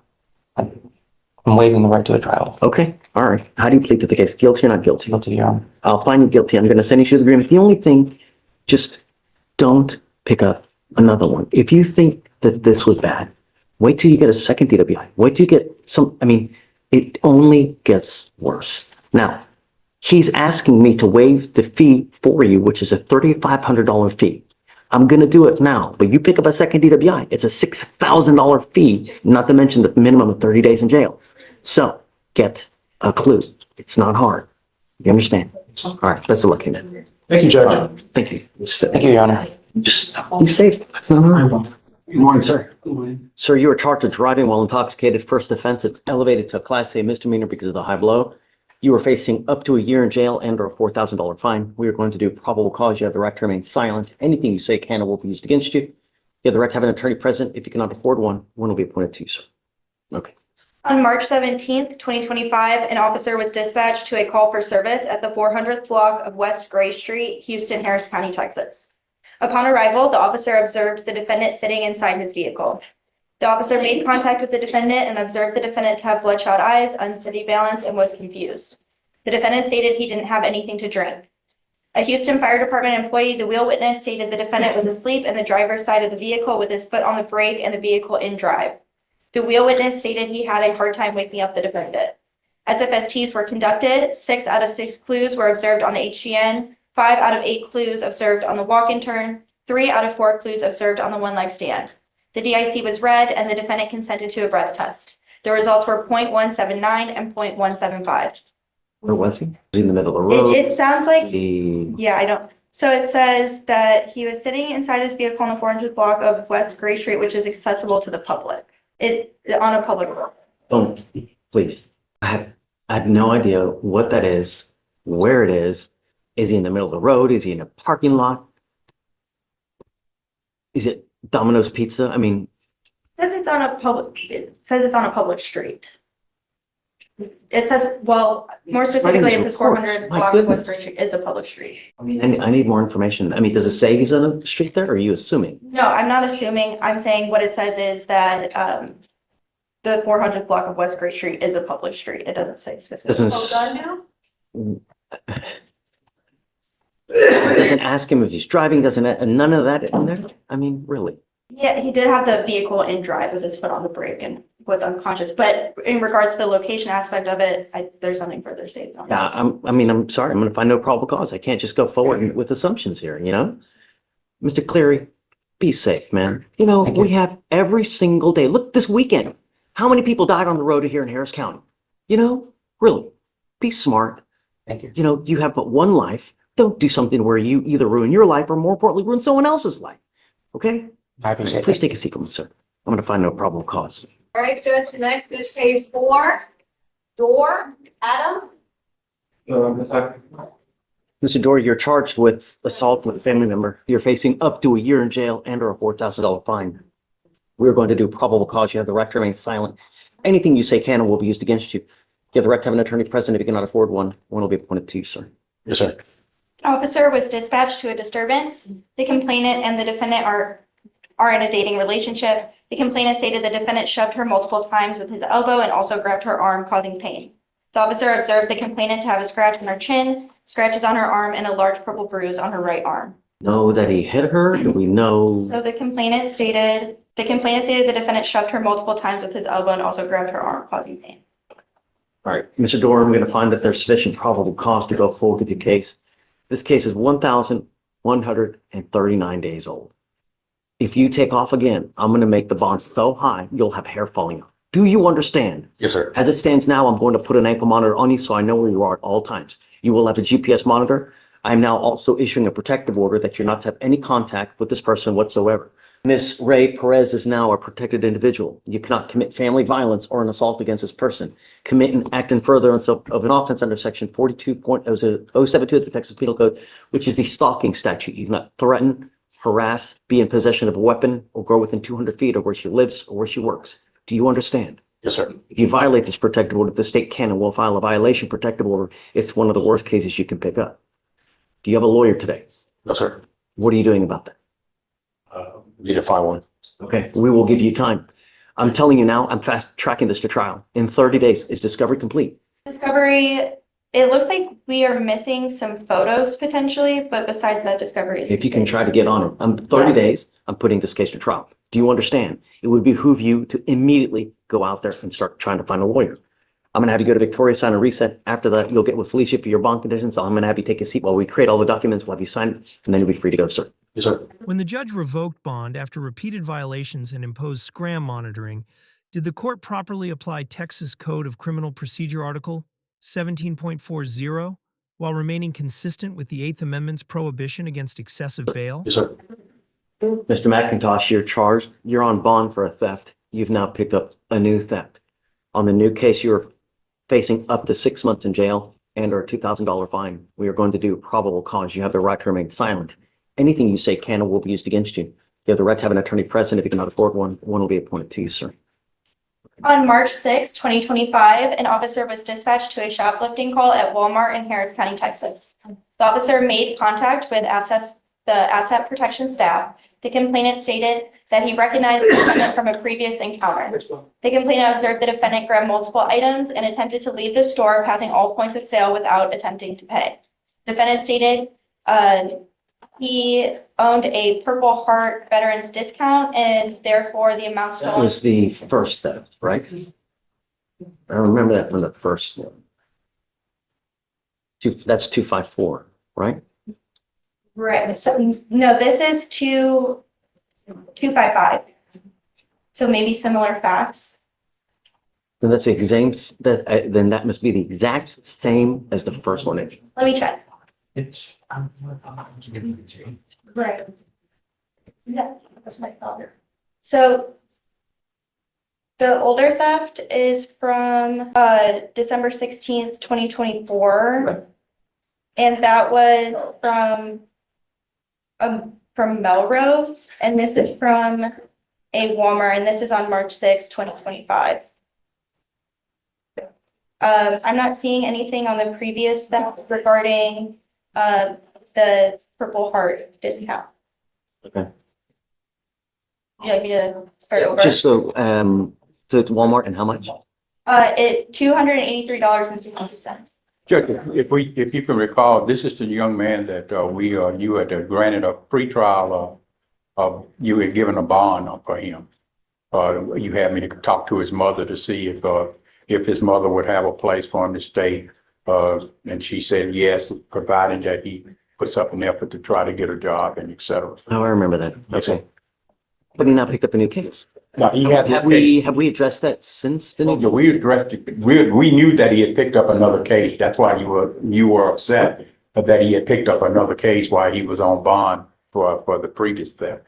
But the court was kind enough to still give him a bond because I had spoken with the mother, and the mother informed me that he could stay there and until such time that he. Are we doing another arraignment then Right. today? Yeah, bond conditions have already been set for this. Vic, why are we doing an arraignment?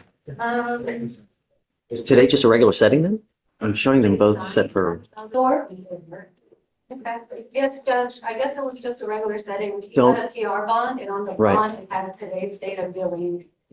If you pick up a third case, I'm going to absolutely lose it. Do you understand? Yes, Your Honor. You must get a job. or be in school full-time. Yes, Your Honor. Do not use any illegal drugs. If I find that you're using, I will lock you up. Do you understand? We've given you now 2 PR bonds on the first one, 1 PR bond on the second case. That's 3 PR bonds. You will not get another one. Do you understand? Yes, Your Honor. In the next couple of weeks, I'm going to send you for a drug test. If I find that you're using, it's not going to go well for you. Okay, so I guess let's set this case out for a couple of weeks because I want to know what he's done to get a job. I'm setting your case out for 1 to 2 weeks. I want to see what you have done to get a job. If you have done nothing, if you come here and show me that you have not filled out at least 10 to 15 applications for a job somewhere, it's not going to go well for you. You understand? Yes, Your Honor. All right, so 1 to 2 weeks, you're going to get tested when you come back. Yes, Your Honor. Yes, sir. All right, Mr. Lee, thank Thank you. you, Your Honor. Thank you. Marcus, Hey, right? Judge, yes, approach on Mr. Perez, it's an arraignment. Page 20.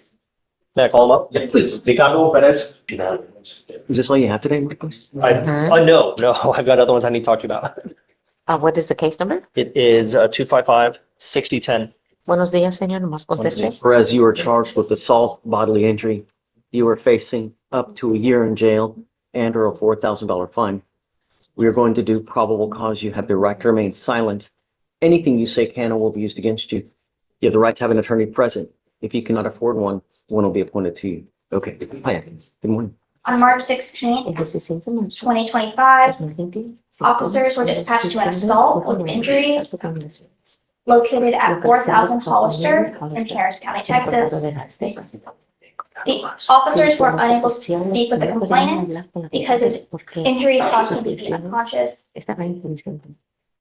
Officers reviewed surveillance, which showed that the defendant pushed down the complainant with both of his hands, causing the complainant to hit his head first on the concrete. It also showed the complainant to be unconscious. The defendant was identified through a witness who called him out on the scene and identified him. And the defendant matched the person in the surveillance footage. Where was this? Is it at a bar? You're drinking? What? It doesn't state, it just gives an address. I believe it was at an apartment complex where he resides, my understanding. I guess we'll see what the surveillance shows. Mr. Perez, I'm going to find that there's sufficient probable cause to go forward with your case. I want you to understand that I'm going to do everything in my power to protect my city at all costs. This is now your second assault within the last 1.5 to 2 years. If I find that you so much as put hands on any single person, I'm going to lock you up. I don't know what your immigration status is, but if you're not in this country with permission and you go to jail and immigration finds you, they will put a detainer on you. Do you understand? Usted lo entiende. Yes. Yes. I'm ordering you not to consume alcohol, illegal drugs, or unprescribed controlled medication. I'm going to arraign you. If I find that you're using, likewise, I will put you in jail. You're ordered not to have any contact with the complaining witness in this case, not to be in possession of any weapons, or not to go within 200 feet of where he lives or where he works. For now, I will have you go to Ramona, to Victoria to sign a reset. After that, I'll get you with Fleischer for your bond conditions. Be careful. You are skirting extremely thin ice. Do you understand? If that ice cracks, your butt's gonna freeze. Come on. Just my other, I have 3 others. Cruz, Jose Cruz. Okay. We submitted the PT application mitigation and the TRAS. We're just waiting on, it was approved. We're waiting on the contract. Okay, so let's set it 2 weeks for you to get everything done. Okay. Can I waive my client's appearance? Yeah, if he doesn't have everything done, though, then he's gotta be here, because it's an old case. Okay, he's here today. Okay. Okay. I'll waive it as long as he's, got everything done. They're ready to file the supervision order. Perfect. Okay. Next one is Guevara, Guevara, Jose. Okay. We're waiting on approval. We submitted the PT application and mitigation on Friday. This is the one that we had talked like a week ago, that we just found out he needed it, so we submitted everything. We're waiting on approval. Okay. I guess let's do it again. We'll give it another week. 2 weeks? No, 1 week. 1 week. It's 250 days. Okay, and then the last Same one. thing, it'll be waived if it's not, if it's not approved or denied by the next one, then I'll send an email myself because it's, yeah. Okay.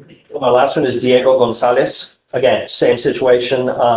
Last time we were here, Judge, I was emailing back and forth with Ashley. Initially, she had said he's denied because he didn't have insurance, and I said, no, he does have insurance. And Geico's been trying to get a hold of the CW, and even the DAs are having a hard time getting a hold of the CW. So I'm waiting to hear from her. I did give her, and you gave it in. I emailed her both. Yes, I emailed her the letter from Geico and insurance. Let's give it a week also to see if she approves or denies. Great. That's all I got. Thank you, Judge. Maybe excused. Thanks. This is an off-docket matter. It's just really quick that I want to bring to your attention. Jonathan Lopez, you scheduled him for a T-Rise. He refused to do the T-Rise. We're due back in court on Monday. I'm not sure if you wanted to put him on docket sooner to address it. Cause number is 255-5478. This is the one you're on BPO with fund right? Okay, no, just. We're okay for Monday? Okay, I just wanted to bring it to your attention. Thank you. All right, thank you, Judge. Okay, thank you. May I be excused?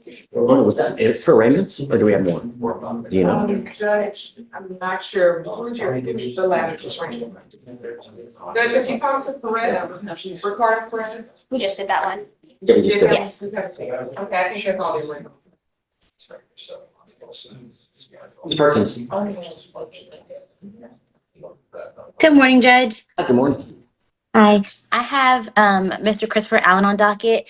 The state just filed a dismissal on his case. I just want to let you know. State what? Filed a dismissal. Got it. Okay, I'll sign it for you. All right, thank you, Is he Judge. here or did, no? Yeah, he is in the gallery. Got it. Okay, we'll give him a copy then. All right, thank you, Judge. Yes, ma'am. Alrighty, have a good one. Miguel? How many do we have? Good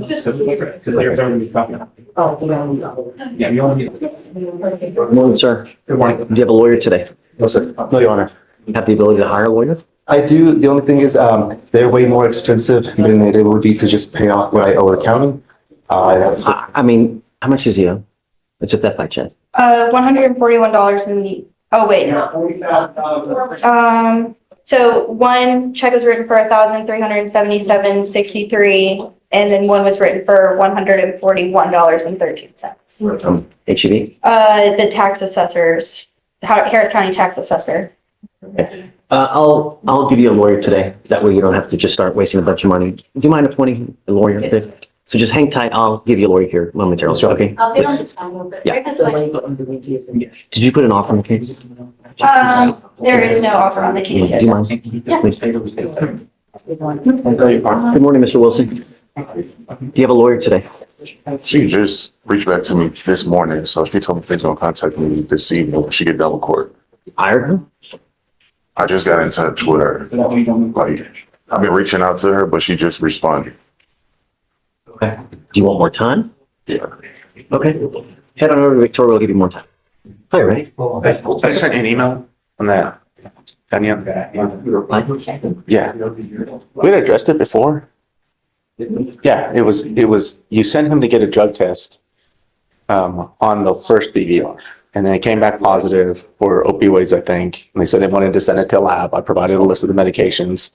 And then they submitted that second BVR with all that stuff and saying that he did provide his list of medications. For who? Janiel. Montanel? Yes, yes, Is it Montanel? yeah. Montanel's master. Yeah, so we were waiting for the lab results to come back and they have come back. We knew there was a presumptive positive.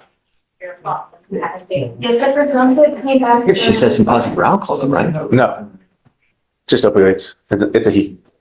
Oh, I was thinking someone else. But one of those that she's taking is positive for. I think several of them do. And just a presumptive look at it, when I first looked at it, it was the antipsychotic ones that would get false tests, as far as that's concerned. Is there just no one at pretrial that can address None of this? us that go. Not you guys. I know you, but there's no like. No, we would have to, not even our drug technicians. I reached out to my supervisor regarding it, and to confirm that, we have to get someone who's certified or someone from Abraham. Okay, I'll speak now then. Let me reply to all you guys, and then I'm gonna bring someone else in as well. See. So I'll send this email and we'll just stay in touch and then we'll see what they say. Okay. I'm gonna reach out to the higher ups to see, hey, do we have any, I mean, I can't believe that we don't have anyone that would be able to. Say one way or the other. Right. Yeah. You know? I'm trying to pull up the picture I have, but it won't pull up for some reason. But yeah, there are I think one or two of the medications that he takes can give presumptive false positives. If that's the case, then of course we're not going to do it. Right. See, Okay, so do you want to leave them off for Friday, or do we want to just hold off? let's hold off on Okay, the original date for now. Let me see what. see what they come, okay. All right, sounds good. She's already. She can handle it. Hi. How's it going? Happy Monday? Yeah. Apparently you sent my client to go pee somewhere. She didn't like to go. I didn't want to be crass, but that's the fact. No results, that judge, she hasn't provided a sample yet. We've had a lot of history with her. I saw that. I got emails on Friday about it. Had, quite a bit of history. Third bond violation, I saw that. Do you want me to recite it out of my memory? That, we've had quite a bit of history. Does she not have a prior case with us too? Is this, 21. I don't think she does. No, it's just is this the one where there was an issue with a boyfriend and? There is a boyfriend in the car, and the really interesting thing about this is like the police officers did a full felony stop on a DWI with guns drawn, making them get out. It's kind of weird. Capital? It was really strange. I'm watching it going like, Capital DWI? that's what it was. Of course, it was like precinct 4-ish. Everything up there could be a capital in their minds, And so I don't know what you want to do with this judge. Just don't want her using, that's it. I get you. That's all I want. I want to ensure that she's married. So, Judge, and then also we have the English interlock that she's not driving, so we're not monitoring her by any means. Because she had the portable at first, we had portable violations, so then she was revoked. Then she provided proof that she had gotten her vehicle fixed, so we swapped her over to the ignition interlock. The ignition interlock is not being used. so let's see how it goes today. And then I'm gonna random her again. So, if she tests positive, then we'll see. I don't know. I mean, do you want me to wait? I'm perfectly willing to do that. Oh, and then I'll get a hold of you. Or you know what? I don't have your new number. Do you mind? Yes. Give me my new work number. My old number is still the same. Oh, is it really? Then hold on. You have it for sure. Yeah, I know. If it's the same one, then don't worry about it. Yeah, it's the same. 5-6? I don't give that out to anybody. That's me. That is me. Okay, so I'll text you. And then But do you want me to come back if there's an issue? you can always Zoom. Okay, Zoom. perfect. I'm gonna go straight to my office. Go. Hi, Joe. How are you? I was asked by Courtney Espinosa, this is on the docket, PWI case, clients here. We are still waiting to hear about whether PTI is going to be approved on this. Everything's in, Judge. We're just waiting to hear back about the approval. Okay. I guess let's give it a week, Joe. Okay, sir. If it's approved, I'll waive, and then we'll sit you off like a couple weeks for you guys to get the contract, get the, portable and all that jazz. If it's denied, it's got to be here so it's. Okay. Yeah? Thank you. Okay, for sure. Have fun. Ready? Good morning, Your Honor. What's up? I am here on Mr. Mark Gurley's case, who's on docket today, Judge, Gurley. And initially, I'll wait till you find it, Your Honor. Thanks. Gurley? Yes, sir. Okay, I see it. So initially, I had brought up some concerns that I had with the accuracy of the DIMS report and accuracy of the information that was being alleged within the four corners of the probable cause hearing information, I guess. And so you had said this. As far as probable cause? Right, yeah. As far as probable cause? Well, we had heard probable cause, and within the four corners of the DIMS, you had found that there was probable cause for the case to continue. But the issue that I had. Can I do it again? Well, I mean, I'm just kind of bringing you up to speed again, Your Honor, because I know it's been a few weeks. So the issue that I had raised at that time was I did not believe that was accurate. The state had conveyed videos to us about, what the officer had seen from the dash camera perspective. And so I had issues with the accuracy of what was contained within the DIMS. I've spoken to the state this morning, and she said that she's reaching out to the police officer to find out, I guess his side of the story is my understanding. I don't want to speak for the state. I've watched the camera footage. I just want to speak to the officer before we make any decisions on the case. The issue. The issue is that from what I can see, I don't want to get into the facts of the case right now in front of you, Judge, too much, but. Then don't. Right. Then don't. Just do what you need to do. Right. It's only 25 days old. Sure. I just emailed him today. Yeah. I think a regular. Yeah. Sure. It's a very new case. If I can get maybe a couple of weeks, Judge, I've got. You have as much as you want. Sure. It's up to you. Yes, sir. I guess if you just set it, if you need me to do another probable cause hearing, I'm happy to do it. Sure. If there's something that has come to your attention that's not right in the DIMS, I'm happy to hear it and we'll redo probable cause. I'm happy to do it at any time. And maybe the state's conversation with the officer will clarify all of this and then. Yeah, absolutely. All right. All right. Thank you. I'll grant it for you. Okay. Excuse me. Thank you. Hi, Judge. How are you? Good to see you, It's been Chloe. such a long time. I know, I'm back. What's new? I have Thanks for the warning. kids. How are your kids? And maintenance. How old now? How old? 14, 12, 9, 3. There's 12 or 14 girls? Well, a boy and a girl. We put them to work. A real girl? Girl. God bless you in every way there is. She's great. I love it. I'd have more if I had none. Real girl, it's just you, right? She's so sweet.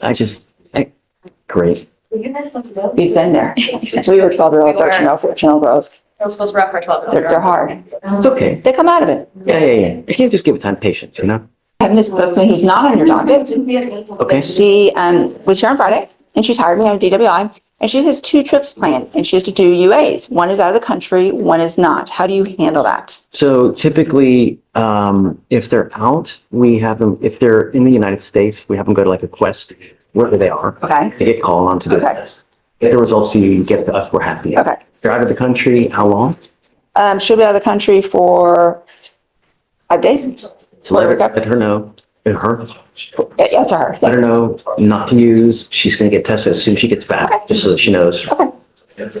So just let police know about the date so that for the out of country ones, so they know not to call. Okay. Perfect. Yeah, that's it. Thank you. Appreciate it. Have fun. Hi, Shrey. I'm here for Mario. He's got Christopher Torres, who is surrendering himself today. I believe papers are filed and everything.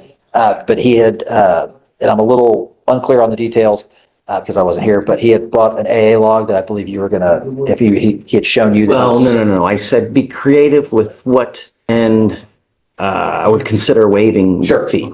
And so he's given me an AA log.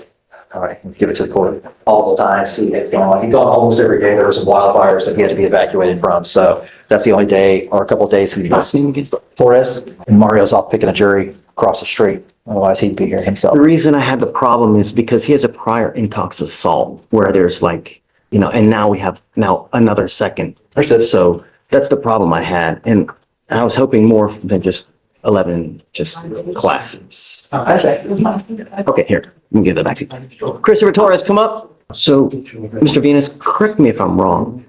Sure. Yes, Judge. Yes, sir. Be as much of a help as I can. On a sentence of 10 years in prison, probated for 10, can that be used on a third degree to enhance to a 15 to life? If the probation is successfully completed, no, for enhancement purposes. It could be for jurisdictional purposes, to make under 4904 or whatever it is, to make it would count as a previous conviction for those purposes, just like an assault family member, even a deferred adjudication would count to make a second. My curiosity stems from because with his intox assault, he was sentenced to 10 years, probated for 10 years, and it looks like he may have completed successfully, but it's still a felony conviction, right? Correct, but it's not, you can't use it to enhance punishment ranges, essentially. It could be a jurisdictional paragraph, but not an enhancement paragraph, if that makes sense. My concern, Mr. Torres, is you're now pleading guilty to this DWI second. The problem is that if you pick up another DWI, from now on, you're facing a third degree felony. You're looking at 2 to 10 in the penitentiary. And I don't know if they can use that intox assault conviction to enhance you to an even further penalty, a further consequence. I mean, that's why I'm asking you. I don't know. I know misdemeanor, but the problem is that with a felony conviction, they can use it to enhance punishment. Perhaps it's a 15 to life next time you pick up another DWI. I don't know. But do you want to take that risk? That's the problem. I mean, imagine all this that you've suffered now, and we're here yet again. What's it going to take? A death? Well, I know you say no. Everybody says no. If I had one strand of hair for every time, I'd have a nice looking head of hair. You're facing up to a year in jail and or a $4,000 fine. What are we doing? You're giving up a lot of rights by entering into this agreement. You give up the right to a trial, right to compel witnesses to testify on your behalf, confront and cross-examine your accusers. If you're not a citizen, there are possible immigration consequences. You can be deported, excluded from the country, denied naturalization under federal law, and you give up the right to appeal. Once you accept this agreement, it will go on your record. It will be there forever. And I'm telling you now, your record, it's not a good thing. You get pulled over, even with the faintest smell of alcohol, you're going to be charged with a felony. Do you understand? I wouldn't, even if you've had a sip of alcohol, I wouldn't get into a car. So, he goes in today? Yes, sir. All right. I'm going to waive the fee because you're going into jail now. So I'm not going to tack it on, but stop. Don't kill someone. This weekend alone, 3 people died on our roads this weekend. This weekend, 3 people died. It's not hard. Just don't get into a car. How do you plead to the offense? Guilty or not guilty? I'm going to find you guilty, sentence you to 50 days in jail. I'll give you credit for the 2 days that you've done. I'm going to suspend your license for 1 year. Do not drive until you get a license, and then we'll take him into custody now, and I'm going to roll your report card so you won't know anything. All right? Thank you, Judge. Good luck. Thank you. Great to see you, man. You too, Judge. So serious. Hi, guys. Hey. Morning, Judge. Hi, Judge. Same old, we're here on Miss Gillis. I had it open. I closed it. All right. So, Judge, she's one out of Pennsylvania for theft by deception, false impression. False impression. So, this one we'll be asking for no bond on the extradition because over the course of 6 times, she stole $780,000 from an elderly, and it shows from the hit that she's an international flight risk with a non-American passport. That's the first time I've heard that. An international flight. That's what it flight shows risk. on the Is hit. Interpol involved? Well, so that's why I was surprised because this was a DHS referral. I was kind of surprised there wasn't a nice hit because she's not a citizen and it shows. So I don't know. The bond? Check. I want a PR bond. PR bond. Okay, so let's bring her out, please. Gillis, if you don't mind. Yeah. Joe, you want to talk to me while we wait? Ms. Gillis. Yes. Good morning. So your lawyer is asking for me to set you a bond. I don't know. I've never met you before, and I have about 5 minutes to get to know who you are, to see whether it would be right to set you a bond. I have no idea what you're charged with, but the problem is that you are an inherent flight risk because you're wanted out of another jurisdiction. There's a warrant in some other state, and we got you here. Michigan. Your Honor, around October 31st, 2023, it's alleged out of Pennsylvania that this now defendant manipulated a bank to over 6 transactions, caused a total loss of $780,000 to an elderly individual from the retirement fund. There has been regarding the affidavit, when speaking with the complainant, states that the checks for the individual were mailed out to her name with the corresponding physical address. On notification from DHS, it shows that she is an international flight risk, and due to those factors, the state would be opposed to a bond for the extradition. Why would the Department of Homeland Security say that she's an international flight risk? I'm not sure. I can reach out to them, but obviously if I reach out to them, I can reach out to DHS and ask why. I only get the notification, and so I haven't spoken with an individual. But what other criminal history does she have? She does not have any others, just the 6 incidents right in this affidavit. I can clarify. It's possible. I believe they think she's an inherent flight risk because they arrested her at an airport on a connecting flight, which sounds terrible, doesn't it? You're thinking, oh, she's leaving the country. Really? Was she headed out of the country? No, really. She was going to Jamaica. She's from Jamaica. She comes back and forth for business. She's got an H1, H2B, something about H visa. And her father is a U.S. citizen. Here's the kicker, Judge. She gave birth January 30th of 2025. Okay. She's breastfeeding. So when our lovely county got her, they said, too bad, so sad. She's been in custody for 4 days. They've refused to give her access to a pump. She has asked for a heating pad to do it herself. They've only given it to her 2 times. I mean, we'll see about. I'll reach out to medical. Don't worry about that. I'll reach out to medical. That is insane. Yeah, I know it sucks. Like, and 6 that can days happen. later, and I'm like, she was clearly arrested with her child. Okay, so it's not like she's lying. But I just think because of that, let's add some other things, because that by itself is like, oh, that sucks for you, right? But it's a 2B. It's not like she's a flight risk. It's not like she's a failure to appear. I get that it's like a theft by deception because of some bank mailing thing. She's never given an opportunity to go turn herself in. So I think that considering the fact she's never had an opportunity to turn herself in, this is not where she's just like running the country. She comes here back and forth. Her child is born here. Her father lives here. Connected with the fact that she has some problems going on with her 1-month-old that she's going to have to figure out. I'm asking for a PR bond. I'm asking to give her a chance. We've already done her wrong. Before I give her a PR bond, I would like you to figure out why they're saying that. with the international flight risk.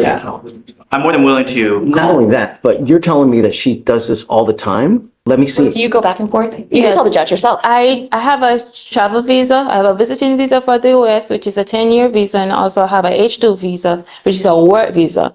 I worked in Utah, I worked in South Dakota, South Carolina, Massachusetts, Florida for the past 5 to 6 years, back and forth, and I also do extensions. Prove all this. Yes, I do. The currency office do have my passport with my visa currently stamped in it. So let's do this. Let's roll it to tomorrow, because I don't think now it's wow, is it already 11:30? Yes. Holy moly.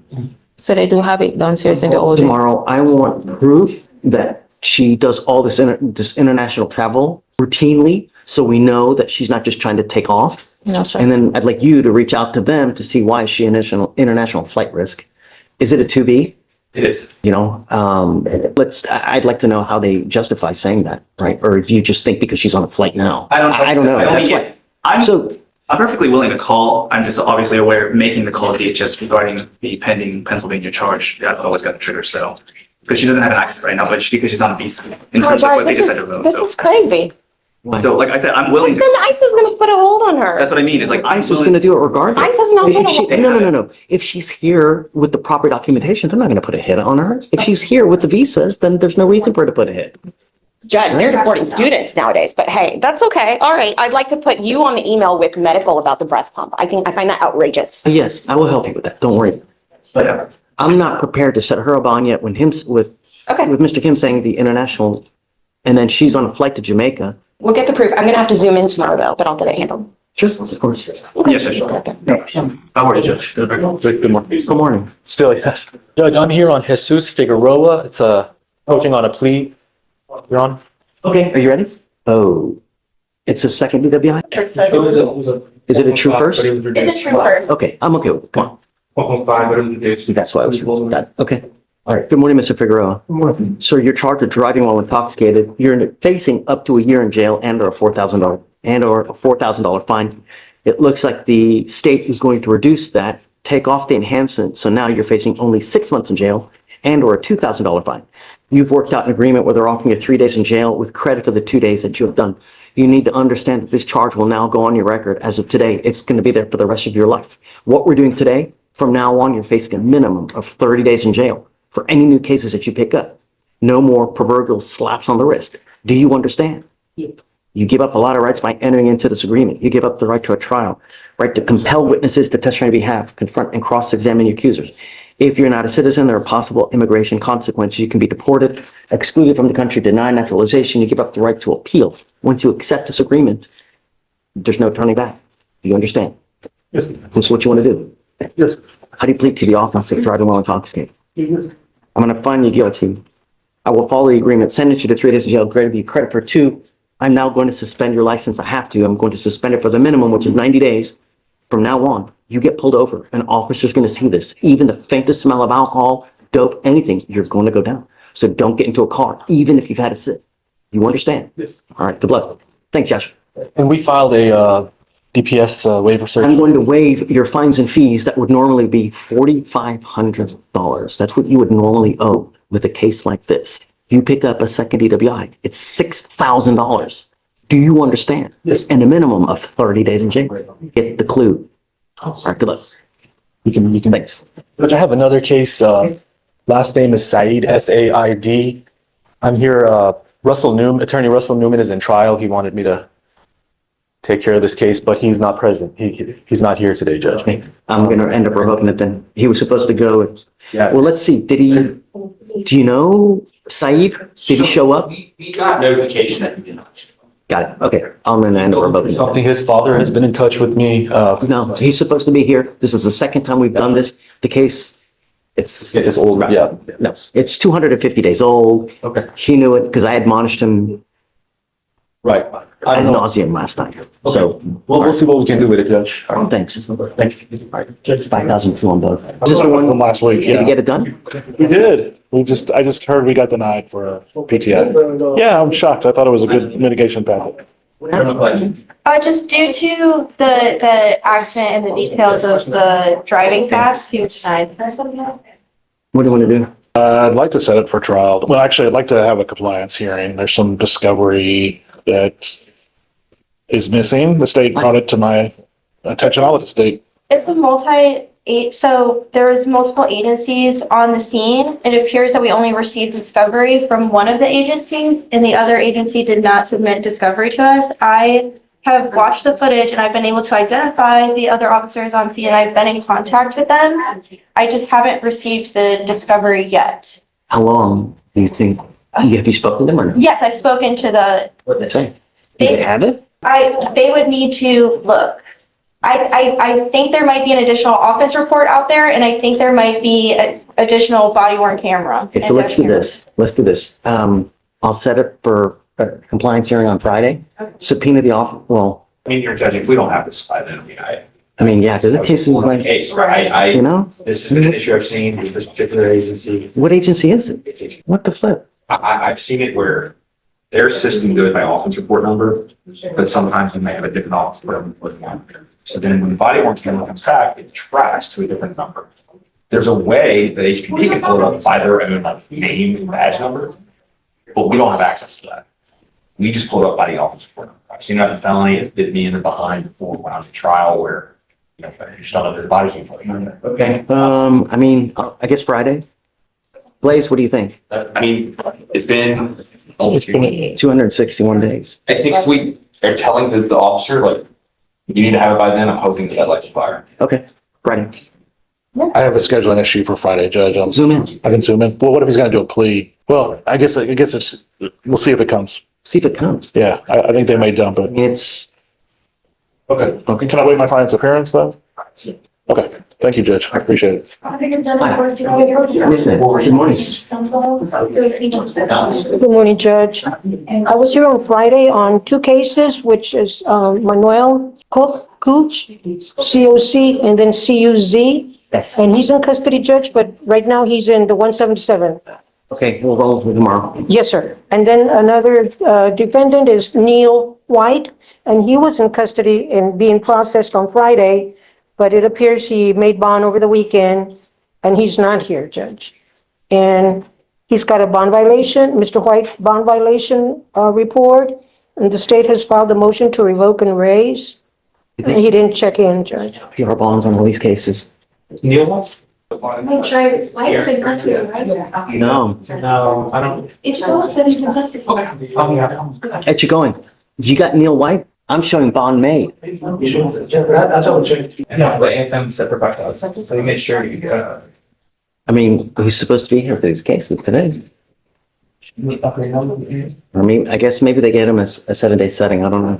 And then you need another shirt. White. They just had to get the image, yeah, I just. So what's probably going to happen is he got a 7-day setting. Mr. Hodgson? He got, when they bond out, they get 7-day settings normally. Okay. I'm assuming that they probably gave him 7-day settings on everything. What I'd like to do is put him on for Friday. So if you have a good number, please reach out to him and let him know that we're going to put him on docket for Friday. He has to be here. Okay. And the other gentleman carried till tomorrow. Thank you, Judge. I am approaching on an off-docket matter. Okay. This is for, cause number is 2535421. Ms. Treadwell. Ms. Treadwell. Okay. Yes, Your Honor. So we are close to getting an agreement. However, I wanted to revisit, Your Honor, on this. Well, no, I know what you're going to do. No, Your Honor. It's more so of, we're not trying to get out of inpatient. That's not what she's trying to do. Okay, she's been working with the WHO Santa Maria for the past 2 months now, and they've been sending me all letters and everything. I just had not had a chance to send it to state. They offer the type of facility that you can bring her children. And that is much more so what we would want to do. I don't know. Did they recommend Hue? They did. I'm okay with Hue. So. From my understanding, Santa Maria is for small children, pregnant, and she's pregnant or. No, but she has a small 3-year-old, and she's 3 years old. And she's 3 years old, autistic. You know, she is. I'm okay with Hue Santa Maria. Okay, you're okay with WHO Santa Maria. Okay, there we go. That's what we did. Okay, all right.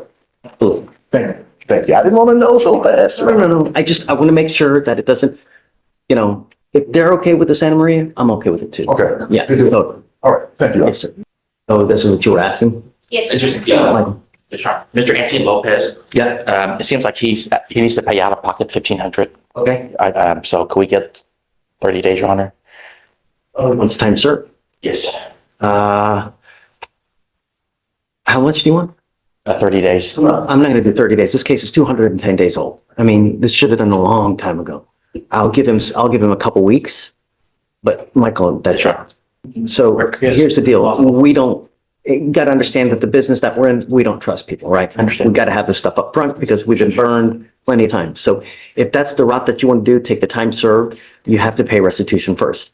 Can you generate the bill if you don't mind? Yes, That way it's we can- already generated. We can give you the bill to you. I will give you 2 weeks. The case is 210 days old, so I'm not giving you much time. I'll give you 2 weeks. If you've got it paid, great. If you don't, we can do a probation and then you can pay it as while you're going on the probation. So don't stress. If you don't have it, then, don't do anything you shouldn't do, right? Yes, sir. At the worst is the worst, we can always do it through a probation. Okay? You got 2 weeks. I can get it done. Okay. All right. Thank you, Your Honor. And then I have Mr. Louis Lemus, Your Honor. Okay. We submitted a mitigation packet. Ashley's waiting to see if he has proof for cost before she makes a decision. Can I get a week or so? I mean, all he has to do is get proof of college, right? Yeah. Literally, I that's don't- something that you can just pull up on your phone and email. I'll give you till Monday. Yes, sir. Thank you, Your Honor. Thank you. Good morning, Mr. Frazier. Do you have a lawyer today? Sure, I do not. Do you have the ability to hire a lawyer? Sure. Okay, I'll have you fill out an application. I'll take a look at it. What are you doing with yourself these days? Are you working? Yes, sir. Just doing the work. Okay. Thank you very much. I'll have you fill out an application. I'll take a look at it. Shh, please. Thanks. I'm gonna give him the sign. If you look on the TV, this is the lawyer that's been appointed to represent you, Mr. Pruitt. It is your responsibility to stay in touch with him. If he tells me he cannot get a hold of you, if you pick up a new case, if you become a danger to my community, it's just not going to go well for you. Do you understand? Sure. I'm not asking much. All I want you to do is be a productive citizen. Do as much as you can to help out everyone and be nice. Do you understand? Sure, no Okay. So, Deputy, do you mind getting his cell phone number? Do you have a pen? I need you to write down your cell phone so I can give it to Mr. Pruitt, and then I'll have him reach out to you here momentarily. Judge House, May 6th through the 8th. May 6th to the 8th, Carl.